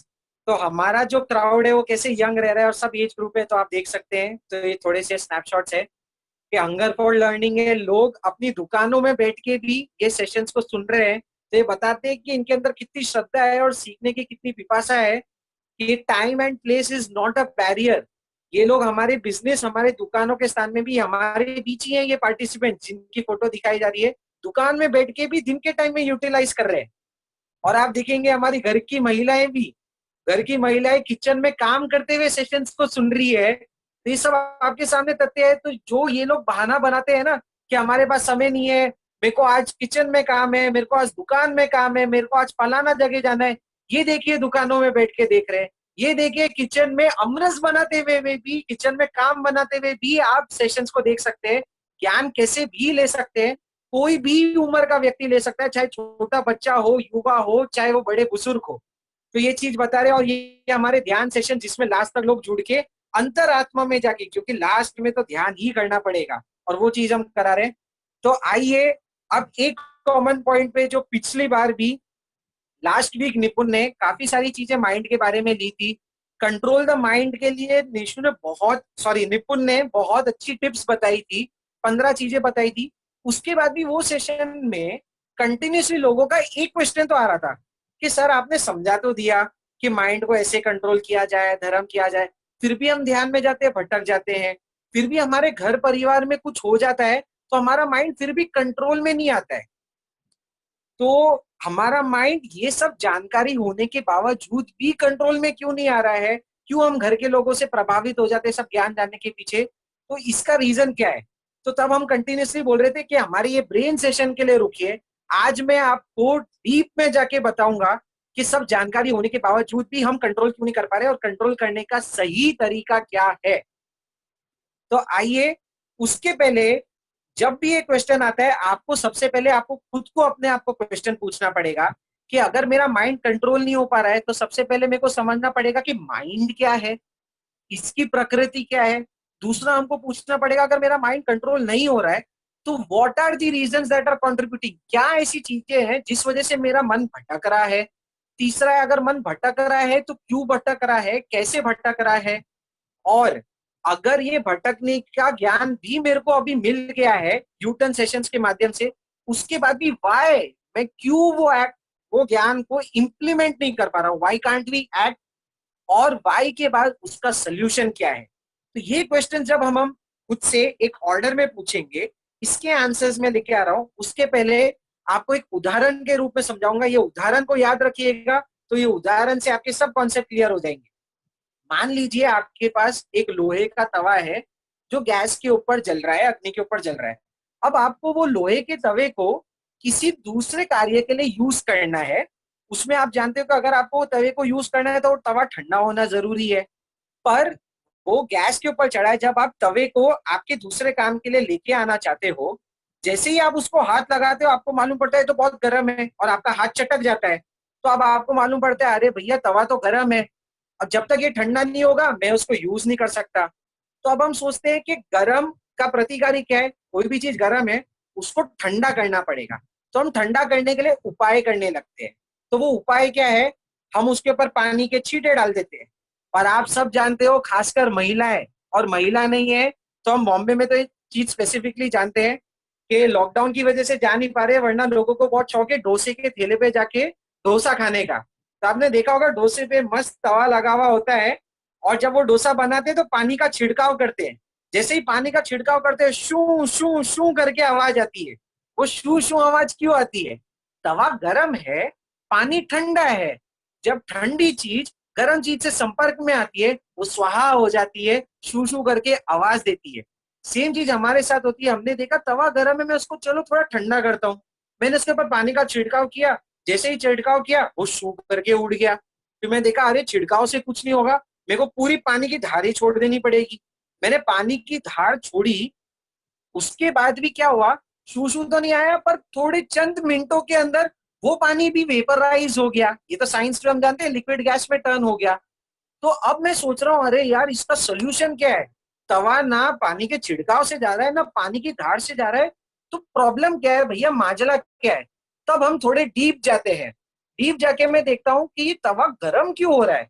तो मैं हल्का सा तवे के नीचे देखता हूँ, जैसे ही मैं नीचे देखता हूँ तो देखता हूँ अरे ये तो तवे के नीचे आग आ रही है, अरे आग की वजह से ये तवा गर्म हो रहा है। तो मेरा थॉट प्रोसेस चलता है आग की वजह से तवा गर्म हो रहा है। फिर मैं और चिंतन में जाता हूँ और गहरा जाता हूँ, ये आग जो आ रही है, ये जो फ्लेम्स आ रही है, ये कहाँ से आ रही है, इसके पीछे का रहस्य क्या है। तो समझ में आती है ये जो आग है ये कहाँ से आ रही है, ये गैस की पाइपलाइन से आ रही है। पाइपलाइन है, पाइपलाइन माध्यम है, उसके अंदर गैस है, वो गैस कांटेक्ट में आती है लाइटर से और आग निकलती है जिस वजह से तवा गर्म हो रहा है। तो अब समझ में आ गया कि गैस और पाइपलाइन है, उस वजह से ये पूरा माजरा चल रहा है। तो जो भी इंसान अगर इसका सोल्यूशन सोचेगा तो आप भी सोल्यूशन क्या सोचेंगे, हमें मालूम है सोल्यूशन क्या है। हमने देखा कि ये जो गैस है ना, इधर एक नॉब है, अगर ये नॉब को, उसमें 3 बटन है, ऑन है, ऑफ है, मीडियम है, सिम है। अभी ऑन पे है इसलिए गैस चल रही है। सिंपल सोल्यूशन क्या है, ऑन को ऑफ कर दो। जैसे ही हम ऑफ कर देंगे मतलब हमने सप्लाई लाइन को तोड़ दिया, हमने सप्लाई लाइन को काट दिया। जैसे ही ऑफ किया आग बंद हो गई और तवे को नया इनपुट नहीं मिल रहा है। तो अब सोल्यूशन समझ में आया कि हमें शायद गैस का नॉब बंद करना होता है। पर वो गैस का नॉब बंद कौन करता है, और डीप में सोचिए, वो गैस का बंद नॉब अगर बंद करना है वो हमें ही बंद करना पड़ेगा, मेरे को खुद को वो पुरुषार्थ करना पड़ेगा। तो ये है गैस का एग्जाम्पल। अब आप स्क्रीन पे देखिए कि ये एक एक चीज किससे रिलेटेड है। ये जो तवा है ना, ये तवा हमारा मन है। जो आप बोल रहे हो मन हमारे कंट्रोल में नहीं आ रहा है, मन गर्म है, मन भटक जाता है, मन सही कार्यों में नहीं लग रहा है, तो मन अभी हमारा गर्म बना हुआ है, मन हमारे कंट्रोल में नहीं है। पर वो गर्म क्यों बना है भाई साहब, हमने देखा गर्म इसलिए है क्योंकि आग आ रही है, आग पाइपलाइन से आ रही है। तो वो आग क्या है, fire is nothing but the Karma. जो विकार है, जो भाव है, जो संवेदनाएं उत्पन्न हो रही है, वो संवेदनाएं, वो भाव, वो विचार मेरे मन को गर्म कर रहे हैं। फिर हम सोचते हैं ये संवेदना, ये विचार, ये फायर कहाँ से आ रही है, गैस से आ रही थी। तो गैस क्या है, मेरी ये संवेदना, मेरी ये विचार का उद्गम स्थान कौन सा है, इसका स्टार्टिंग पॉइंट कौन सा है, उसकी पाइपलाइन कौन सी है। वो पाइपलाइन है हमारी पंच इंद्रिय, जो भगवान बोल रहे हैं 5 इंद्रियों से हम विषयों को ग्रहण करते हैं, वो हमारी पाइपलाइन है। गैस क्या है, गैस का नॉब क्या है। तो गैस के नॉब में हमने समझा कि गैस के नॉब को ऑन और ऑफ करना है। ऑन तो क्या है, जब तक हम शरीर भाव में है तब तक हम ऑन है, जैसे ही हम शरीर से अंतर्मुखी हो जाते हैं, आत्मा की तरफ निश्चित कर देते हैं, वो ऑफ हो जाता है। और जो वाटर है, जैसे ही आप डाल रहे हो और जिससे आप ठंडा करने की कोशिश कर रहे हो, वो वाटर क्या है, वो जल क्या है, वो ठंडे पदार्थ क्या है, वो है धर्म की एक्टिविटीज। तो जब तक आपकी सप्लाई लाइन नहीं कटती है, जब तक गैस नहीं कटती है, आप कितना ही पानी का छिड़काव कर लो वो स्वाहा हो जाएगा। तो अब हमें समझ में आता है कि हम पानी का छिड़काव तो कर रहे हैं, यानी हम धर्म तो कर रहे हैं, मैं ध्यान भी कर रहा हूँ, मैं ज्ञान भी कर रहा हूँ, मैं समाहित भी कर रहा हूँ, मैं प्रतिक्रमण भी कर रहा हूँ, मैं तपस्या भी कर रहा हूँ, उसके बाद भी कंट्रोल नहीं आ रहा है। क्यों नहीं आ रहा है, पानी डाला स्वाहा हो गया, पानी डाला और स्वाहा हो गया। तो अब इसको हर चीज, हर प्रोसेस का जो क्वेश्चन हमने पूछा था, माइंड क्या है, व्हाट, हाउ, व्हाई, सोल्यूशन, इसका आंसर देखते हैं। तो सबसे पहले हमें जानना पड़ेगा, जो आज का सेशन का फोकस था, माइंड क्या है, ब्रेन क्या है। जब हम मन को समझ पाएंगे, मन कैसे फंक्शन करता है, मन क्या है, मन की प्रकृतियां क्या है, तो जब हमें समझ में आएगा तवा क्या है, तवा किस चीज से गर्म होता है, सब चीज गर्म नहीं होती होगी, तो तवे को पहले समझना पड़ेगा। तवा लोहे का है, वो कितने टाइम तक हीट को रिटेन करता है, वो कौन से मटेरियल से ठंडा हो सकता है, उसके लिए पहले मन को समझिए। उसके लिए हमने आज छोटा सा प्रयास किया जो आपको ब्रेन में डाला। पर आप जानते हो ब्रेन के लिए क्या बोला जाता है, सोफिस्टिकेटेड मशीन देखी थी ना, 100 बिलियन न्यूरॉन्स है, किलोमीटर दर तक इसकी कोशिकाएं हैं, ब्लड वेसल्स है, ये एक सेशन में नहीं हो सकता। ये तो ऐसा है कि मन के ऊपर तो आप जानते हो किताबों की किताबें, ग्रंथों की ग्रंथें लिखी हुई है, सिर्फ जैनिज्म में नहीं, पूरी साइंस में भी। तो अगर मैं एक सेशन में लूं, तो कहावत है ना हिंदी में, सागर को घाघर में नहीं समा सकते। तो मन तो सागर है, अगर आपको उसको समझना है तो उसके लिए और सेशंस करने पड़ेंगे। तो अभी जो ये माइंड का जो है ना नेचर, मन क्या है, वो मैं इतना नहीं समझाऊंगा। उसके लिए मैंने एक अलग सेशन प्लान कर रखा है। उस सेशन में क्या चीजें कवर होने वाली है वो आपकी स्क्रीन पे लिखी है। मैं आपको बताऊंगा मन, ब्रेन की वेव्स क्या है, जो हमने साउंड में समझी थी, वेव्स क्या है, तरंगे क्या है, वो चीज आएगी। और जो हम शास्त्रों में और हिंदी में सुन रहे हैं, मन, बुद्धि एक होता है, मन होता है, और एक वर्ड आता है चित्त। तो ये बुद्धि क्या है, मन क्या है, चित्त क्या है, ब्रेन क्या है, माइंड क्या है, कॉन्शियस माइंड क्या है, सब कॉन्शियस माइंड क्या है, अनकॉन्शियस माइंड क्या है, ये हम लेके आएंगे। मेडिटेशन और इसकी सीक्रेटिव पावर क्या है, वो नेक्स्ट सेशन में आएगी। जो हम बोलते हैं हमें ब्रह्म मुहूर्त में उठना चाहिए, सुबह 3:40 पे साधना करनी चाहिए, उसका लॉजिक क्या है। और एक नोबेल प्राइज विनिंग थियरी है सर्केडियन रिदम की, वो भी ये नेक्स्ट सेशंस में कवर होगी। तो अगर आप लोगों की जिज्ञासा होगी, आप लोगों की उत्सुकता होगी, अगर आप लोगों का प्रोत्साहन होगा, हम लास्ट में फीडबैक लेंगे, अगर आपका यस जवाब आता है तो मैं नेक्स्ट सेशन लेके आऊंगा, वरना सोल्यूशन तो मैं आपको आज ही देके जाऊंगा। ये तो उन लोगों के लिए जिन लोगों को डीप में जानना है, जिनको और साइंस समझनी है, बुद्धि चित्त को समझना है, उनके लिए आगे का सेशन है। तो हम पोल लेंगे सेशन के एंड में, यस का अगर ज्यादा लोगों का जवाब आएगा तो ये सेशन में आपके लिए अगली बार प्लान करके लेके आऊंगा। तो आइए समझते हैं उसके बिना ही जो गैस हम डिस्कस कर रहे थे। सबसे पहला काम माइंड को जो कंट्रोल करना है, वो निपुण ऑलरेडी आपको पुराने सेशन में बता चुका है। हमने संज्ञाओं का टॉपिक लिया, आर संज्ञा, बे संज्ञा, मैथुन संज्ञा, परिग्रह संज्ञा। हमने बताया पंच इंद्रिया है, पंच इंद्रियों के 23 विषय हैं, 240 प्रकार है, 240 विकार है। ये सब क्या है, ये वो पाइपलाइन है, 5 इंद्रियों, 23 विषय, और वो गैस है, वो पाइपलाइन के थ्रू आती है, जो हमारे अंदर विकार उत्पन्न करते हैं, यानी आग उत्पन्न करती है। तो सबसे पहला काम है, ये पाइपलाइन को कट कीजिए। पाइपलाइन को कट कीजिए मतलब आपकी 5 इंद्रियां है, जो हमारे भगवान ने बोला, सिर्फ भगवान ने नहीं, जैसे ओजस्वी ने बोला, हिंदी धर्म हो, भागवत धर्म हो, भगवत गीता हो, सब जगह बोलते हैं ये 5 इंद्रियों और मन, इन 6 को आप कंट्रोल कर लो, आपकी सप्लाई लाइन कट हो जाएगी, फिर आप अंतर्मुखी हो पाओगे। तो हमारे श्रद्धेय प्रमोद मुनि साहब, जो हमारे गुरु जी है, उनका एक भजन है, उसकी एक कड़ी है जो ये चीज को इजीली बताती है। तो इसको रिलेट कीजिएगा। ये मन चपल बन के भोग सुख को देता मान, बहुत खोया अब न खोना, हो के रहना सावधान, मोड़े मन की वृत्तियां, कर ले संयमित इंद्रियां, लक्ष्य मोक्ष महान। गुरुदेव क्या बोल रहे हैं, जो ये मन है ना, ये मन भला चपल है, ये मन हमें भ्रमित कर रहा है, ये मन बार बार हमें मोह में लेके जा रहा है, भटकाव में लेके जा रहा है। इसका सोल्यूशन क्या है, मोड़ मन की वृत्तियां और कर ले संयमित इंद्रिया, यानी 5 इंद्रियों को संयमित कर लो, और उससे जुड़े हुए 23 विषय, 240 विकार की वृत्तियों को पकड़ लो, तो आप अपने लक्ष्य को पहचान पाओगे, मुक्ति के पास जा पाओगे। तो सबसे पहला काम है सप्लाई लाइन को कट कीजिए, उसके लिए सोल्यूशन निपुण आपको ऑलरेडी बता चुके हैं।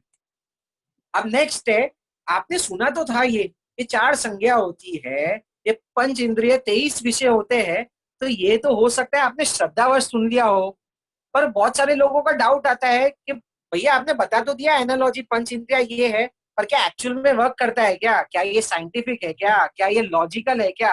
तो आइए देखते हैं न्यूरो साइंस जो ब्रेन की साइंस है वो क्या कहती है, और ये प्रोसेस, ये 5 इंद्रियों के 23 विषय, ये पाइपलाइन, ये गैस कैसे आ रही है, इसके पीछे का मैकेनिज्म क्या है, वो साइंस बता रही है through a concept that is known as mirror neurons. Mirror neurons का क्या कॉन्सेप्ट होता है?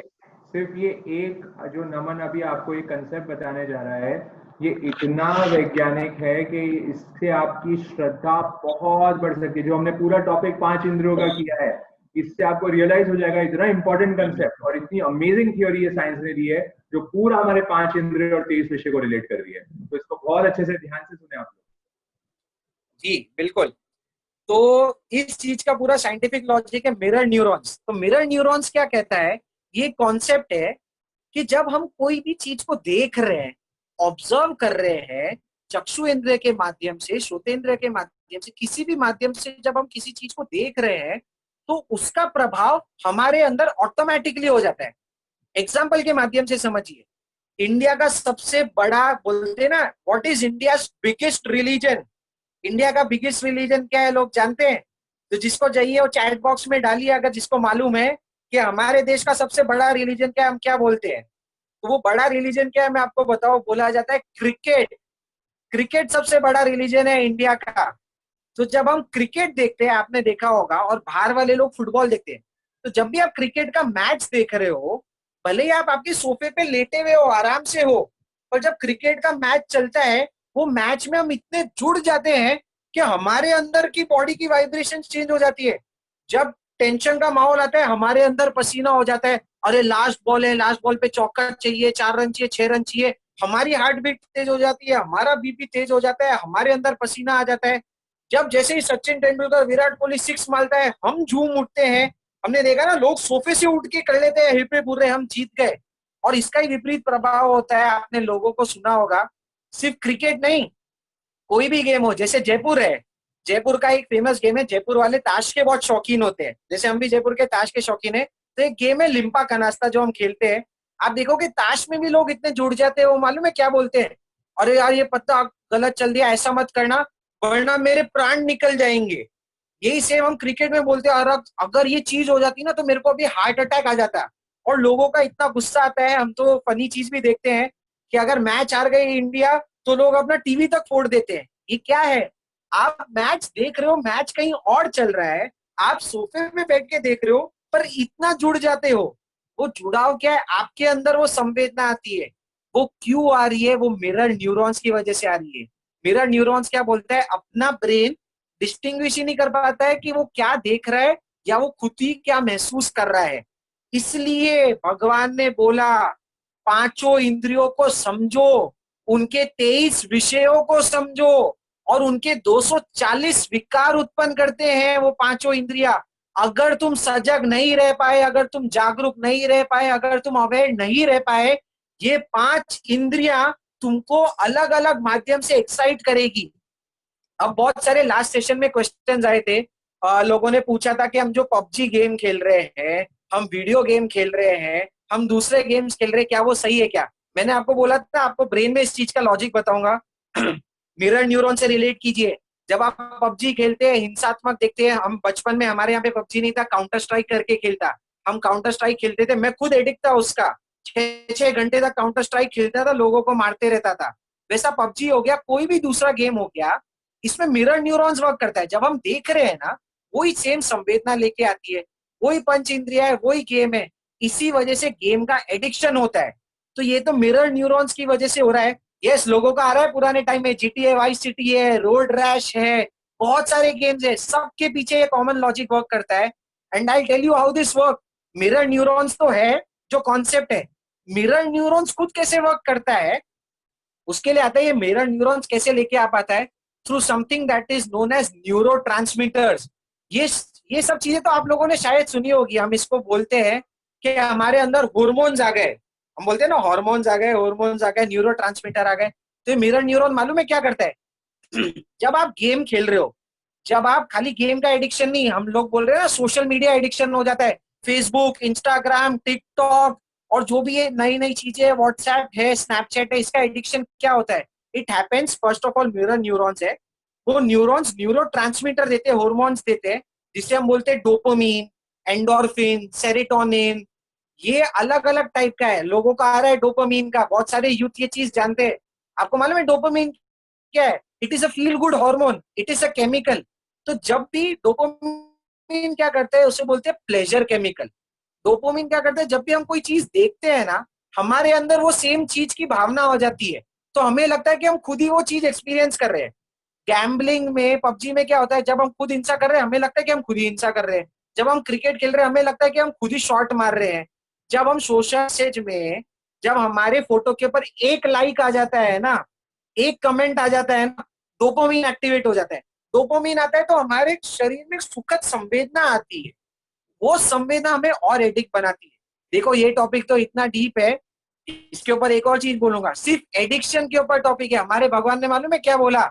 हमारे शास्त्रों में आते हैं सप्त कुव्यसन। हमारे भगवान ने बताया व्यसन तो बहुत सारे हैं, 5 इंद्रियों के बहुत सारे विषय हैं, पर 7 तो ऐसी चीजें हैं जो तो आपको अवॉइड करनी चाहिए, क्योंकि वो निश्चित आपको एडिक्ट बनाएगी। और वो एडिक्शन कैसे वर्क करता है, वो ये मिरर न्यूरॉन और ट्रांसमीटर से करता है। आज के सेशन में मैं सब नहीं ले पाऊंगा, आपको सिर्फ जिस दे दिया ये किस लिए होता है। अगर आप लोगों की इंटरेस्ट रही, जागरूकता रही, अगर आपने इस चीज की डिमांड की, तो हम पूरा सब कुव्यसन, addiction, social media addiction, internet addiction, drug addiction, game addiction, इसके ऊपर सेशन लेके आएंगे कि इसके पीछे की साइंस क्या है और इसके पीछे का धर्म क्या है। तो अब आपको समझ में आ गया होगा ये कैसे वर्क करता है। सॉरी। तो अब है नेक्स्ट जो आ रहा है,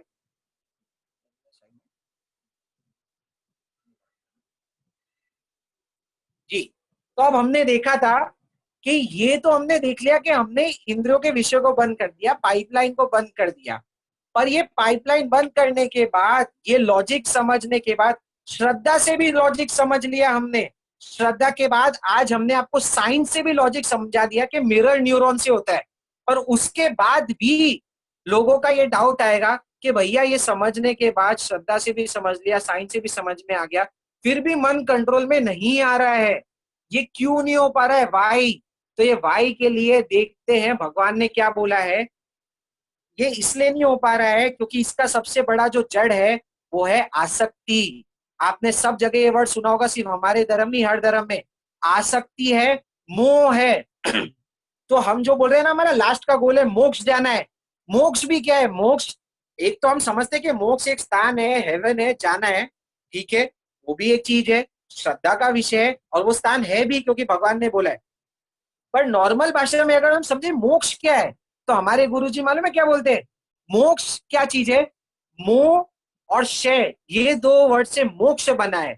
जब हम मोह यानी मोह का, जब हम क्षय कर लेते हैं यानी मोह को हम जीत लेते हैं, तो ऑटोमेटिकली मोक्ष मिल जाता है। तो कॉज क्या है? आसक्ति है, मोह है। तो हमारे गुरुजी ने भजन की कड़ियों से वो चीज को समझाया है। ये मोह की चीज बताइए कि मोह क्या है। मोहनी सब कर्मों का राजा कहा है, सारे कर्म सत्ता इससे ही तो पाए।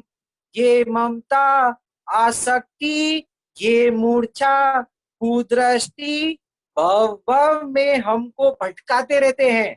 तो हमारे भगवान क्या बोल रहे हैं? जब तक ये आसक्ति है, जब तक ये मोह है, ये मोह मेन कर्म है। हमारे यहाँ पे 8 कर्म बताए गए। 8 कर्म में मोहनीय कर्म पावरफुल है, जो 7 कर्मों को लेके आता है। तो सबसे पहला कॉज तो है मोह का, और जो दूसरा कॉज है, ये जो मोह है, ये आसक्ति, अब तो हमें समझ में आ गया। पर ये मोह और आसक्ति भी क्यों आती है हमें? अब ये मेन पार्ट है, सब लोग इस चीज को बहुत ध्यान से सुनिएगा कि अब तक हम लोग जीत क्यों नहीं पा रहे हैं। There is something known as problem of identification. पूजश्री ने भी जैसे बोला भगवत गीता में, और इसमें क्या बोला जाता है मालूम है? इंटेलेक्ट, इंटेलेक्ट को पहले शार्प करें। अब क्या हो गया, हमारी जो करंट एजुकेशन है ना, उसने बहुत फोकस डाल दिया ब्रेन के ऊपर। हम बोलते हैं ना आईक्यू, आईक्यू स्ट्रांग है जिसका ब्रेन स्ट्रांग है, जिसे हम बोलते हैं जो जितना ज्यादा इंटेलेक्चुअल है वो बहुत ज्यादा अच्छा है। तो इंटेलेक्चुअल के ऊपर हमारा बहुत ज्यादा फोकस हो गया है। और इंटेलेक्ट का काम क्या होता है? इंटेलेक्ट जितनी ज्यादा शार्प होती है उतना ज्यादा अच्छा होता है। पर इंटेलेक्ट का काम क्या है? इंटेलेक्ट क्या करता है? वो हर चीज को डिवाइड करता है, वो हमारे सर्वाइवल में हेल्प करता है कि ये चीज राइट है, ये चीज रॉन्ग है। इंटेलेक्ट, जैसे निपुण ने बताया ना, our mind does not have a mind of its own. मतलब ये हमारी जो बुद्धि है, ब्रेन है, इसका खुद का मन नहीं है। बुद्धि क्या काम करती है, इंटेलेक्ट क्या करती है? Intellect protects the identity that you have assume. इसको समझिए, बहुत डीप कॉन्सेप्ट है। जो आपकी बुद्धि है वो मन में क्या काम करती है? आपने जो भी धारणाएं बना रखी है, जो भी आपने खुद के बारे में सोच रखा है, जो आपने आइडेंटिटी बना रखी है खुद की, उस आइडेंटिटी को प्रोटेक्ट करने का काम आपकी बुद्धि, आपकी ब्रेन करती है। तो अब समझ में आ रहा है मेन प्रॉब्लम क्या है, आइडेंटिफिकेशन की। अब आपको एक इंपॉर्टेंट रहस्य बताऊंगा।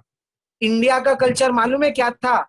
जो हम बोलते हैं ना कि अगर हमें मोक्ष में जाना है, सबसे पहली चीज क्या है, हमें ज्ञान लेके आना पड़ेगा। सम्यक ज्ञान, सम्यक दर्शन, सम्यक चारित्र। ज्ञान क्या है? ज्ञान इज नॉलेज, ज्ञान इज एड्यूकेशन।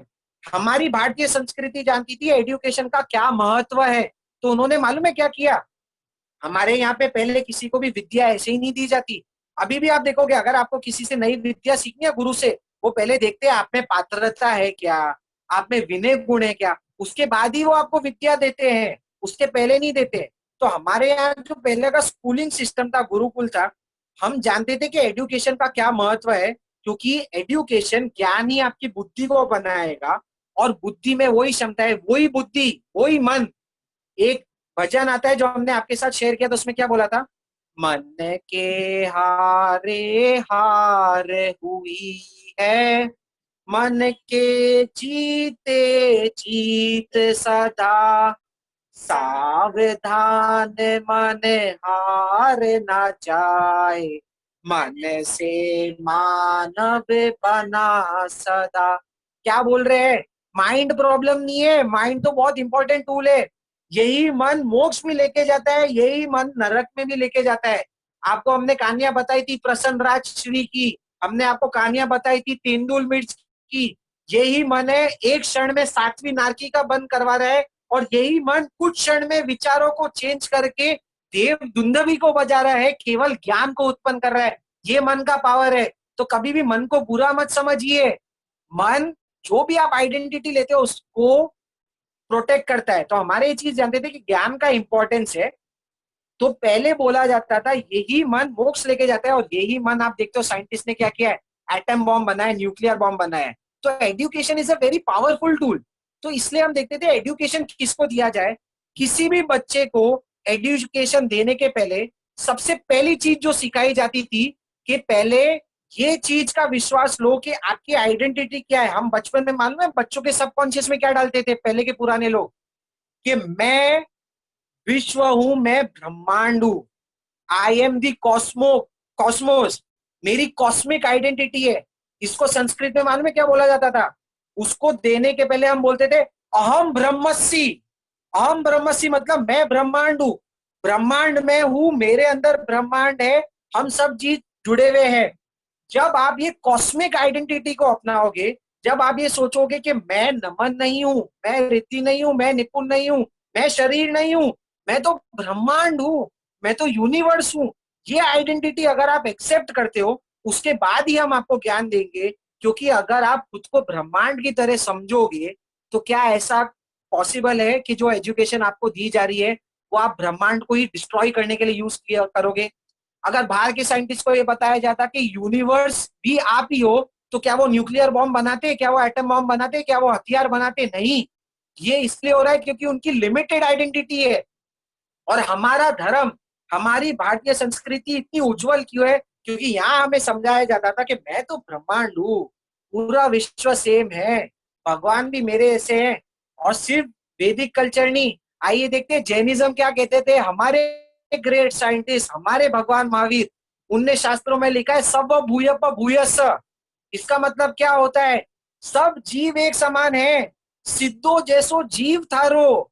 ये जो जीव है ये भी सिद्ध समान है, मेरा जीव तेरा जीव सेम है। जैनिज्म इतना अच्छा क्यों है? वो सिर्फ पंचेंद्रिय तक सीमित नहीं है कि बाहर का जो ये पंचेंद्रिय दिख रहा है, मानव दिख रहा है, एनिमल दिख रहे हैं, सिर्फ वो मेरे समान है। भगवान ने बोला वो एकेंद्रिय, वो माइक्रो ऑर्गेनिज्म जो तेरे को नहीं दिख रहे, चाहे वो पानी का जीव हो, अप काय हो, वायु काय हो, वनस्पति काय हो, त्रस काय हो, जो अपने इंद्रियों से नहीं दिख रहे, वो सूक्ष्म जीव भी तेरे समान है, उनको तेरे समान ही समझ। वो आइडेंटिटी अपना कि तू यूनिवर्स है, तू सब जीवों के समान है। ये आइडेंटिटी जब आपकी आ जाएगी तो ऐसा पॉसिबल ही नहीं है कि आप 5 इंद्रियों के 23 विषय 240 विकार में भटक जाओगे। It is not at all possible. वो जागृति को हमेशा हम सक्षम करते रहते थे। ये आइडेंटिटी को कैसे स्ट्रॉन्ग किया जाए, क्योंकि आप जानते हो ना मन क्या बताया गुरुजी ने, मन चपल है। जैसे आप ये आइडेंटिटी अज्यूम करोगे, क्योंकि हमारे पहले के कर्म है, जैसे रिद्धि ने बताया ना न्यूरोप्लास्टिसिटी क्या है, 40 साल तक अगर आप साइकिल चला रहे हो, स्ट्रेस में रह रहे हो, तो उसकी आदत पड़ जाती है। हमारा ये जीव 40 साल तो छोड़ दो, भगवान क्या बोले, अनादि काल से जन्म मरण कर रहे हैं। हमने गतसुख माल का उदाहरण सुना था, 99 लाख भव पहले जो कर्म किए थे वो आज उदय में आ रहे हैं। तो हमारी जो ये चित्त की धारणा है ये आज के जन्म की नहीं है। इतने भवों से हम भोग में ही तो उलझे हैं, अब 5 इंद्रियों के 23 विषय में ही तो उलझे हैं। उसका बैगेज है, उसकी धारणाएं हैं, वो चीज हमारे सबकॉन्शियस अनकॉन्शियस में है। उसको ओवरकम करने के लिए कितना पुरुषार्थ चाहिए होगा। पर चालू तो कैसे करना पड़ेगा? चालू है कि पहले आप कॉस्मिक आइडेंटिटी लीजिए और जागृति लाइए। अब वो जागृति कैसे आएगी, उसका सोल्यूशन क्या है? तो सोल्यूशन बताया जाता है, the only way out is by going इन। एक ही सोल्यूशन है। अगर आपको इस चीज में जाना है, आपको भीतर उतरना पड़ेगा, यानी आपको मेडिटेशन करना पड़ेगा। जैसे रिद्धि यहां बोल रही है, मैं भीतर गया, मैं भीतर गया। भीतर मतलब भीतर यानी अंदर जा रहा हूं, तो मैं भीतर जा रहा हूं और मैं भीतर जा रहा हूं। अगर तुम भीतर जाओगे तो तुम भीतर जाओगे, ये हमारे भगवान बोल रहे थे। तो only way out is by going in. Meditation, हमारे गुरुजी भजन की कड़ियों से क्या बताते हैं, उनका, हमारे महाराज साहब का जब भी सेशन होता है, जब भी व्याख्यान होता है, वो व्याख्यान को मालूम है कैसे एंड करते हैं? उन्होंने प्रवचन दे दिया, प्रवचन के बाद वो एक चीज का स्मरण करते हैं, मैं कुछ नहीं, मेरा नहीं, मेरे लिए कुछ भी तो नहीं, कुछ भी मुझे चाहिए नहीं, संयोग मुक्ति करनी यही, संयोग मुक्ति करनी यही। निर्मम निसंग अहंकार भंग, समता आराधन शुद्ध यहाँ, संसार दुख से पूरे रहा, सुख है कहाँ संयम जहाँ, तन है यहाँ मन है वहाँ, सिद्ध प्रभु का वास जहाँ, तन है यहाँ मन है वहाँ, सिद्ध प्रभु का वास जहाँ। इस चीज से हम एंड करते हैं। हम जो भी सेशन ले रहे हैं, हमारे गुरुजी ने बताया, मैं जो ज्ञान प्रवचन देने आ रहा हूँ तुमको तारने के लिए नहीं, खुद को तारने के लिए। मैं कुछ नहीं हूँ, मेरे लिए कुछ नहीं, चीज नहीं चाहिए, मेरे को संयोग मुक्ति करनी है, मेरे को मेडिटेशन करना है। हमारे यहाँ पे रोज आप देख लीजिए, हर भजन क्या बोलता था, मैं आत्मा हूँ, अविनाशी हूँ, अजर अमर हूँ, शुद्ध पूर्ण हूँ, नहीं भोगता हूँ नहीं करता हूँ, अव्यव अक्षर मैं आत्मा हूँ। हर ज्ञानी जन का भजन देख लीजिए, मैं आत्मा हूँ, शरीर नहीं हूँ। मेडिटेशन में जाते हैं तब हमें भेद विज्ञान होता है। हमने बहुत बार सुना होगा ये भेद ज्ञान क्या है। हमारे जो गुरु के जो गुरु हैं, गुरु हस्ती ने खुद ने एक भजन बनाया अपनी आत्मा में जाके। उनने क्या लिखा, जो हमने मोह देखा था ना, लाइन सुनिए, ममता से संताप उठाया, आज हुआ विश्वास, वेद ज्ञान की पैनी धार से काट दिया वह पाश, मेरे अंतर भया प्रकाश, नहीं अब मुझे किसी की आस। गुरु अस्थि क्या कर रहे हैं, जब वो अपने ध्यान में गए ना, उनके ध्यान के अंदर से निकल रहे आ रहे, वो क्या बोल रहे, आज मुझे विश्वास हुआ कि जो ये ममता है, ये जो मोह है, ये जो आसक्ति है, ये ममता ही संताप को पैदा कर रहा है। ये आज मेरे को विश्वास हो गया है, मेडिटेशन में मैंने खुद ने देख लिया है।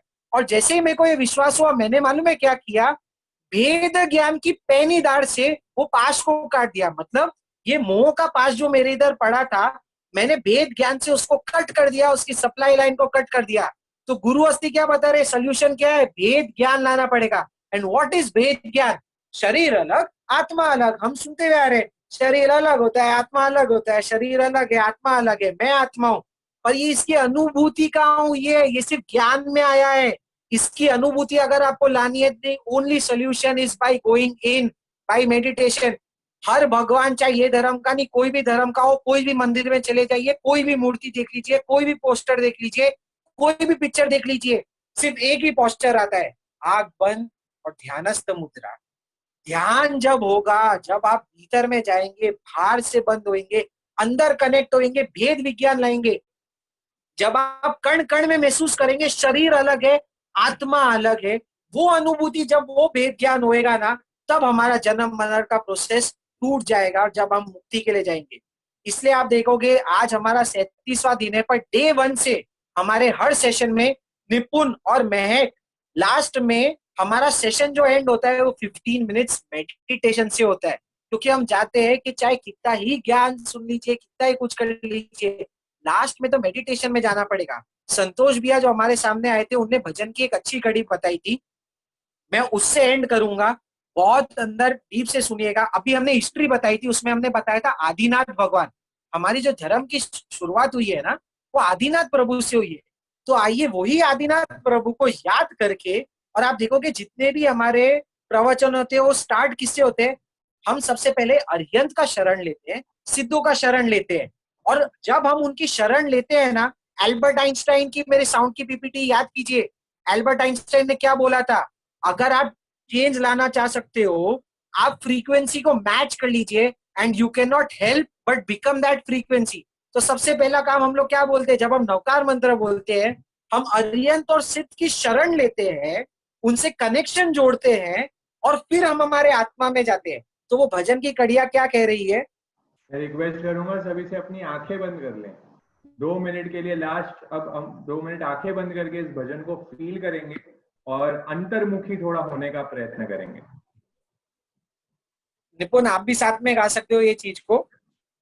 शरण प्रभु का, चरण प्रभु का, समर्पण,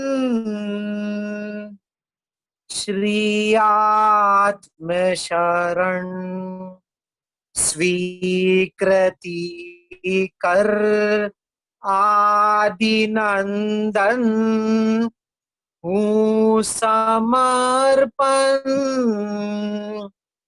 श्री आत्म शरण।